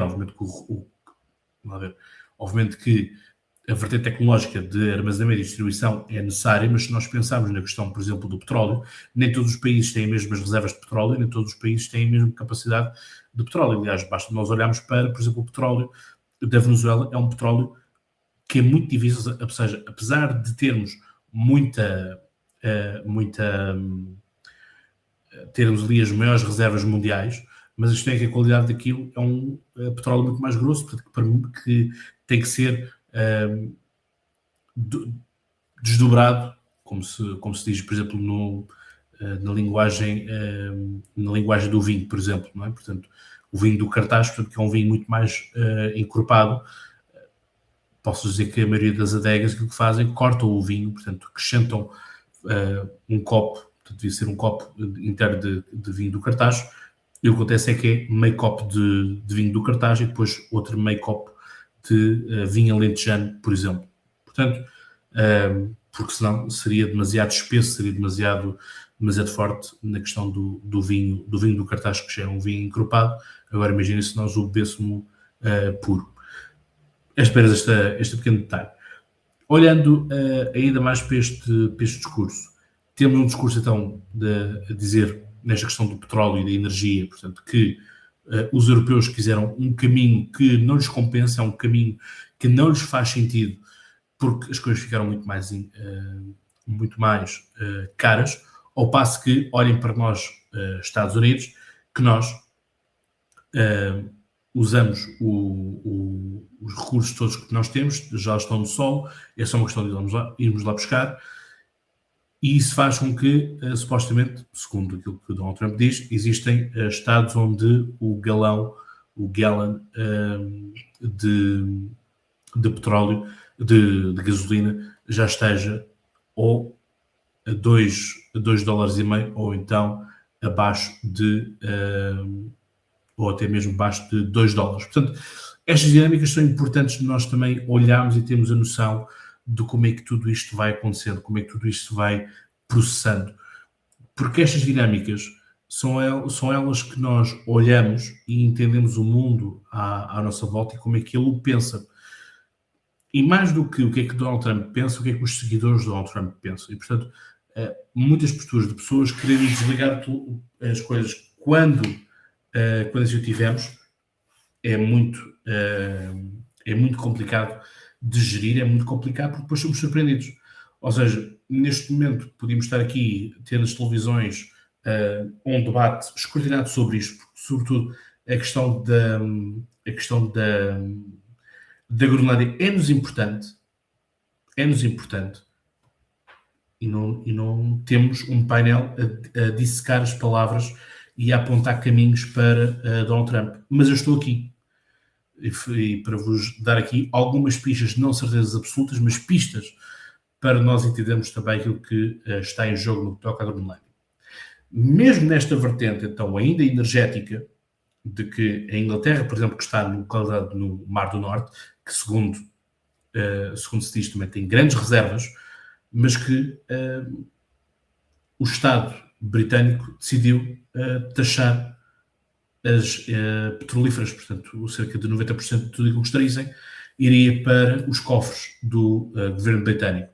Ora, este aqui é o grande problema europeu, o problema das nossas mentalidades europeias. Se por um lado nós temos uma mentalidade americana muito mais pragmática, um pensamento americano muito mais de fazer, no caso europeu nós temos um pensamento muito mais de legislar, ou seja, o que é que nós queremos, o que é que nós podemos enquadrar isto do ponto de vista legal, como é que nós vamos conseguir domesticar isto, etc, etc, etc. Portanto, com tudo isso, aquilo que é importante nós olharmos é para aquilo que se segue a seguir. Portanto, temos aqui depois um enquadramento de relações e amizades dos Estados Unidos com a América, com a Europa, e chegou a fatura da Segunda Guerra Mundial e nós não sabíamos. Não é? Portanto, nada é feito ao acaso. Aquilo que nós olhamos e que nós entendemos aqui na vertente americana, e tivemos justamente isso no discurso de Donald Trump, é a questão de que os Estados Unidos salvaram a Europa. Ele próprio disse, se não fôssemos nós, vocês teriam agora a falar alemão e se calhar um bocadinho de japonês. Se o seria, nunca o saberemos. Vertente agora importante de analisar neste discurso de Donald Trump em Davos é a ideia de que eles protegeram a Dinamarca e agora a Dinamarca é ingrata porque os Estados Unidos entraram na Segunda Guerra Mundial apenas para proteger a Dinamarca.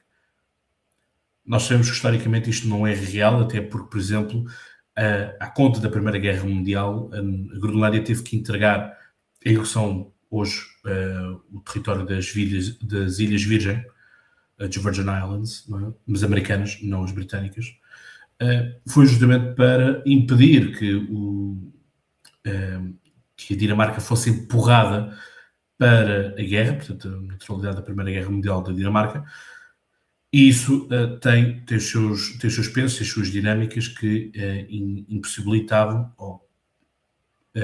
a permanência daqueles territórios ainda sob a coroa dinamarquesa. É importante nós relembrarmos que a Dinamarca é uma monarquia. Olhando para aquilo que depois é a entrada dos americanos na Groenlândia, portanto, aquilo que ele próprio diz de nós estivemos lá, nós desenvolvemos, aquilo nunca foi desenvolvido, e nós devolvemos o território, infelizmente. Portanto, aqui depois há aqui uma vertente, uma autocrítica de Donald Trump, aquilo que foram as lideranças anteriores. Muitas vezes as lideranças anteriores foram insultadas por Donald Trump, ou as lideranças europeias atuais foram insultadas por Donald Trump. Enfim, é mais do mesmo, não é nada que nos surpreenda a quem está habituado a ver isto a acontecer. Daquilo que tivemos nesta parte da Groenlândia, a ideia, e ele próprio também goza com isto, de bom, se calhar isto agora também é breaking news, e agora vou ouvir aqui um grande alívio, que é, eu não vou usar a força, não vou usar a guerra para a Dinamarca. Ou vocês nos dão o bem, ou então nós iremos lembrar-vos das coisas, e nós iremos lembrar-nos das coisas. Portanto, aqui é um bocadinho um ajuste de contas, portanto, aqui é um bocadinho a ideia da história. E isto aqui é também um acordar para a vida da União Europeia, pelo menos a União Europeia devia de acordar para a vida,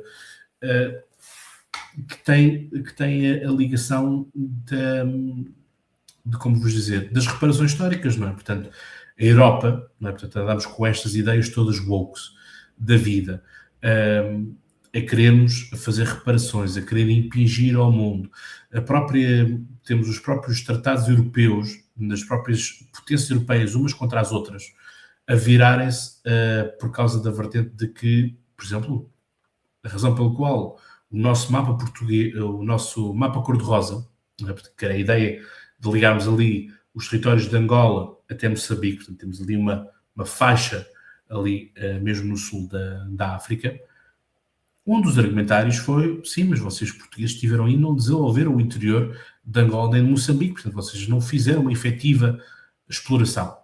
Engraçado como esses mesmos argumentos estão a voltar hoje, 2026. Ou seja, a ideia de que a Dinamarca não fez uma exploração efetiva do território da Groenlândia. Ele diz que, inclusive, tem dificuldade em chamar aquilo de terra, porque aquilo é um pedaço de gelo. Enfim, é um bocadinho mais do que isso, mas vocês entendem a ideia, até porque depois existe aqui uma curiosidade que é a Islândia, que é chamada de Iceland em inglês, portanto, na versão anglo-saxónica, é mais verde do que propriamente gelo, ao contrário da Groenlândia, que tem Greenland, portanto, terra verde, e na verdade é mais gelo do que verde. Portanto, aqui um pequeno detalhe, sendo que a Islândia, segundo consta, também está para aderir à União Europeia e, portanto, estão a incitar as negociações. Portanto, bons tempos para a União Europeia, e pode ser que a União Europeia agora finalmente cresça, finalmente garre as suas ideias, mas, honestamente, acho que a Ursula von der Leyen não será a Presidente da Comissão Europeia para tal. Ela também aqui em Davos ontem anunciou um grande tratado a fazer com a Índia, que será the mother of all deals, portanto, o grande acordo de todos os acordos que irão existir. E isto aqui, obviamente, traz-nos dinâmicas, traz-nos problemas que nós temos que entender. Aquilo que nos importa do lado americano é nada mais nada menos que as negociações vão continuar a existir. Há um claro discurso de repescar aquilo que seria deles. Portanto, aqui um ajuste de contas que deveria ser feito e não está a ser feito nesta dinâmica de relações. A ideia de que a NATO pagou sempre tudo à Europa, de que a Europa está em dívida, de que a Europa nem 1% do PIB inculcava para a guerra, e que ele pediu os 2, eles também não queriam, e agora estão todos a pagar 5. Portanto, aqui é um discurso triunfante de as coisas são feitas à minha maneira, de que as coisas têm que ser feitas nesta vertente. No final, na questão das perguntas e respostas, vimos Donald Trump a falar a propósito deste tal Conselho de Paz com o qual eu comecei esta live há 2 horas atrás. Portanto, acho que só por isto já merecia também da vossa parte um like, porque isto impulsiona muito o canal. É a ajuda que vocês melhor podem dar e, portanto, agradeci-vos imenso. No que toca a esta vertente deste Conselho de Paz, ele anuncia que estão lá 60 países. Ora, como eu vos disse previamente, tal não será verdade, porque temos, por exemplo, a França a não querer estar, Israel com grandes dúvidas, houve ataques velados também a própria Israel, e a ideia de que se existe uma Iron Dome no caso de Israel é por causa da tecnologia americana. Houve também aqui uma guerra também com Macron no que toca à vertente de baixar impostos, de baixar também as vertentes dos medicamentos e tudo mais, aí das taxas e tudo que isso estava aí inculcado. Portanto, isso são tudo férias que nós tivemos ao longo deste discurso de Donald Trump no World Economic Forum, e que vamos ter que perceber o que é que vai acontecer amanhã. Afinal, Zelensky vão ter um encontro hoje. A questão do consenso deste Conselho da Paz é fulcral, não só para a questão palestiniana, mas também para o próprio Zelensky, porque nós olhamos e vamos perceber qual é que é a estratégia toda de Donald Trump. Porque ele próprio disse neste discurso, por ele, este ataque de Putin não teria acontecido à Ucrânia e tudo mais. Aquilo que vamos ter vai ser uma vontade de Donald Trump de puxar Zelensky para as mesas de negociação e fazer a armadilha de mostrar a Zelensky, se Zelensky não comparecer, se Zelensky não estiver lá nas mesas de negociação e realmente tentar fazer algum tipo de contributo, vai ser mostrar que, afinal, Zelensky não quer a paz como os europeus assim o dizem. Isto, obviamente, vai ter repercussões, não é? Porque isto depois ajuda a moldar narrativas para um lado e narrativas para o outro. O problema está que basta apenas começar a ver aqui um punhado interessante de países a irem a estas reuniões, que obviamente todos os outros vão ter que aparecer. E ele, uma vez mais, explica de que as Nações Unidas não fazem nada, de que as Nações Unidas permitiram este ataque à Ucrânia. Portanto, ele está a dizer aquilo que é a banalidade daquilo que nós sabemos, daquilo que nós já ouvimos, inclusive, os painéis de comentadores a dizê-lo. E nós não podemos ter repulsa só porque é Donald Trump, nós não podemos desvalorizar as coisas só porque é Donald Trump a dizer. Não é questão de ser fã, não é questão de gostar ou deixar de gostar, é simplesmente a questão de, para todos os efeitos, Donald Trump neste momento é o líder dos Estados Unidos. Os Estados Unidos, como ele próprio disse e fez questão de relembrar, tem os navios que salvaram a Europa da Segunda Guerra Mundial e que agora tem os outros navios 100 vezes mais potentes do que esses. E que está a desenvolver mais maquinaria, mais arsenal militar. E, portanto, enterrar a cabeça na areia e achar que Donald Trump pode falar o que quiser, que para nós europeus isso não interessa, é dos maiores parvoíços de estratégia que pode existir. E haver comentadores da televisão que propagam isto é de uma irresponsabilidade cívica gigante. Por isso, o meu trabalho aqui é sempre de trazer-vos os pontos de vista e com isto, como já devem ter percebido, não acho piada nenhuma a tudo isto que o Donald Trump está a fazer, porque está a abrir justamente um fosso para que este senhor que está aqui, que é o primeiro-ministro do Canadá, atire-se ele próprio para os braços da China e que leva que a própria Europa muda a sua agulha, ainda bem também, de Washington para Pequim, para Nova Delhi, para outras geografias que se calhar não eram interessantes de nós estarmos tão colados ou tão dependentes, bastou-nos ver o que aconteceu com os negócios que Portugal, Espanha e Grécia fizeram com a China e todas as repercussões que isso depois tem e ainda estão a ter nos dias de hoje. Portanto, os Estados Unidos não são um parceiro fiável, todavia a China também não é fiável e, sobretudo, não é moralmente interessante estarmos associados. Portanto, se nós andamos aqui numa guerra aberta contra a Rússia, mas depois vamos compactuar com um Estado chinês que tem campos de concentração, persegue tudo em um par de botas e não permite que haja livre iniciativa, livre pensamento, e que depois anda a comer de cebolada as empresas americanas, não só as empresas americanas, mas sobretudo as europeias, porque reparem nos anúncios que nós temos nas nossas televisões, dos carros elétricos, e são tudo marcas que nós não conhecemos, mas vêm todos no mesmo sítio. Portanto, isto são coisas que nos deviam preocupar imenso. Mas que bom que é termos comentadores de televisão a dizer que temos que nos atirar de braços para a China.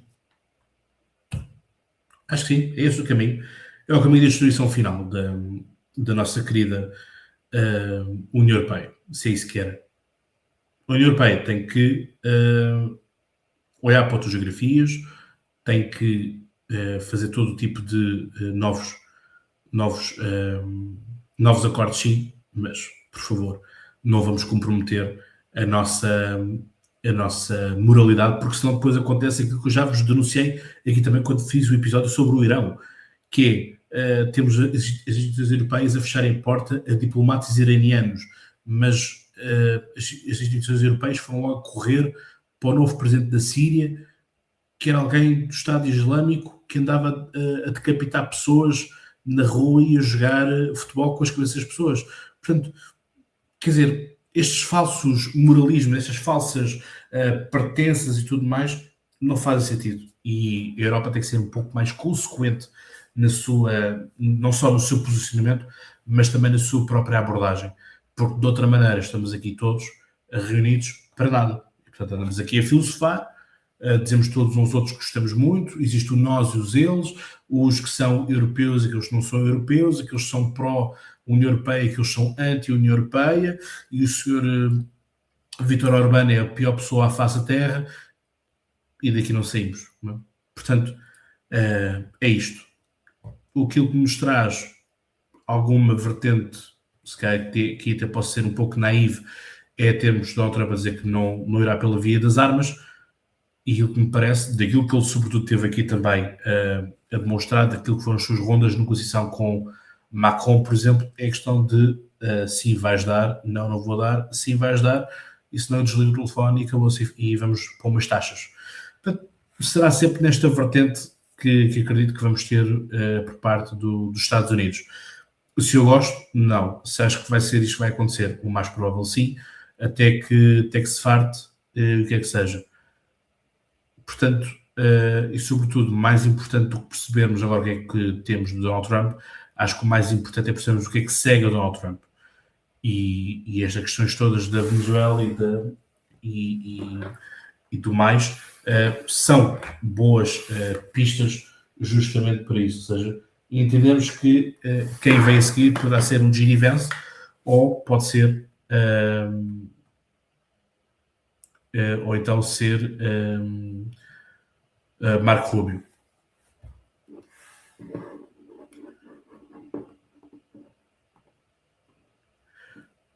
Ele sempre quis fazer esta ideia de pacificação. Sim, agora ele próprio também esteve a enunciar a ideia de que acabou com muitas guerras, que propagou a paz pelo mundo.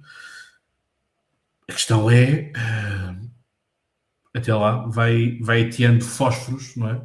E o problema está em se algum dia esses fósforos atingirem o barril de petróleo e as coisas realmente estarem complicadas. Aquilo que me parece é a ideia de os Estados Unidos manterem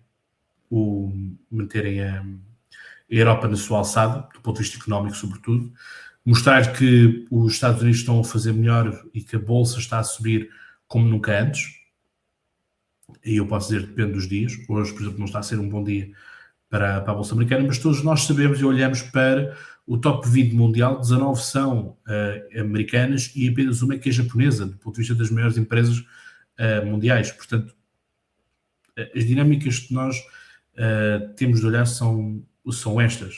E aqui, Donald Trump diz, ou vocês continuam a ser o nosso cachorrinho, ou então não vão ter tão boa performance financeira como nós. A questão é que a União Europeia não precisa rigorosamente nada disto, porque a União Europeia é o maior bloco económico mundial. Somos o maior mercado mundial. Fizemos agora um negócio com o Mercosul. Este negócio agora com a Índia que está para acontecer, ainda não tive tempo, porque só ontem que também foi anunciado por Ursula von der Leyen, ainda não tive tempo de verificar e ver o que é que consiste esse acordo, mas, palavras dela, vai ser criado um mercado de 2 bilhões de pessoas. Portanto, significa isto que se o mundo tem 8 bilhões de habitantes, então nós com isto estamos a ficar com 1/4 da população mundial neste acordo. Portanto, 25%. Acho que a Europa tem que ser muito mais inteligente, como foi em séculos para trás, e não ficar agarrado a todas essas vertentes que não são importantes, de andarmos a discutir coisas que não lembram nem menino Jesus, nem o diabo. E portanto assim é. Por falar em diabo, não se esqueçam, sexta-feira sai o jornal nas bancas. O meu artigo está lá. O meu artigo vai ser focado sobre André Ventura e, portanto, vai ser assim uma provocação, e tanto, mas acredito eu muito boa, pelo menos. A direção do jornal gostou bastante, que já há muito tempo não aparecia algo assim. Portanto, vamos aguardar para ver também qual é que vai ser a vossa reação. Obrigado por terem estado desse lado. Não se esqueçam de, antes de saírem, deixarem o vosso like, porque é muito importante vocês poderem apoiar, poderem também fazer parte deste projeto e também ajudarem a ter alcance, ajudar a fazer coisas. Estão a aparecer coisas giras também. Está disponível também o Buy Me a Coffee. É uma questão de vocês irem ao Instagram. Está neste momento numa das Insta Stories do Instagram, está lá o link do Buy Me a Coffee. Portanto, vocês podem apoiar aqui também o podcast para que me possa dedicar ainda mais e entregar-vos muito mais. Portanto, eu quero fazer este compromisso convosco. A minha mão está estendida para vós. Essa é uma questão de vocês apertarem a mão e termos negócio feito. Portanto, obrigado. Eu despeço-me com a amizade de sempre, o abraço fraterno de sempre. Até lá tenham boas conversas e, como eu digo, vocês sabem, estão mais de cor. Então tenham boas conversas e olhos postos em Davos. Vai falar Milei. Um abraço.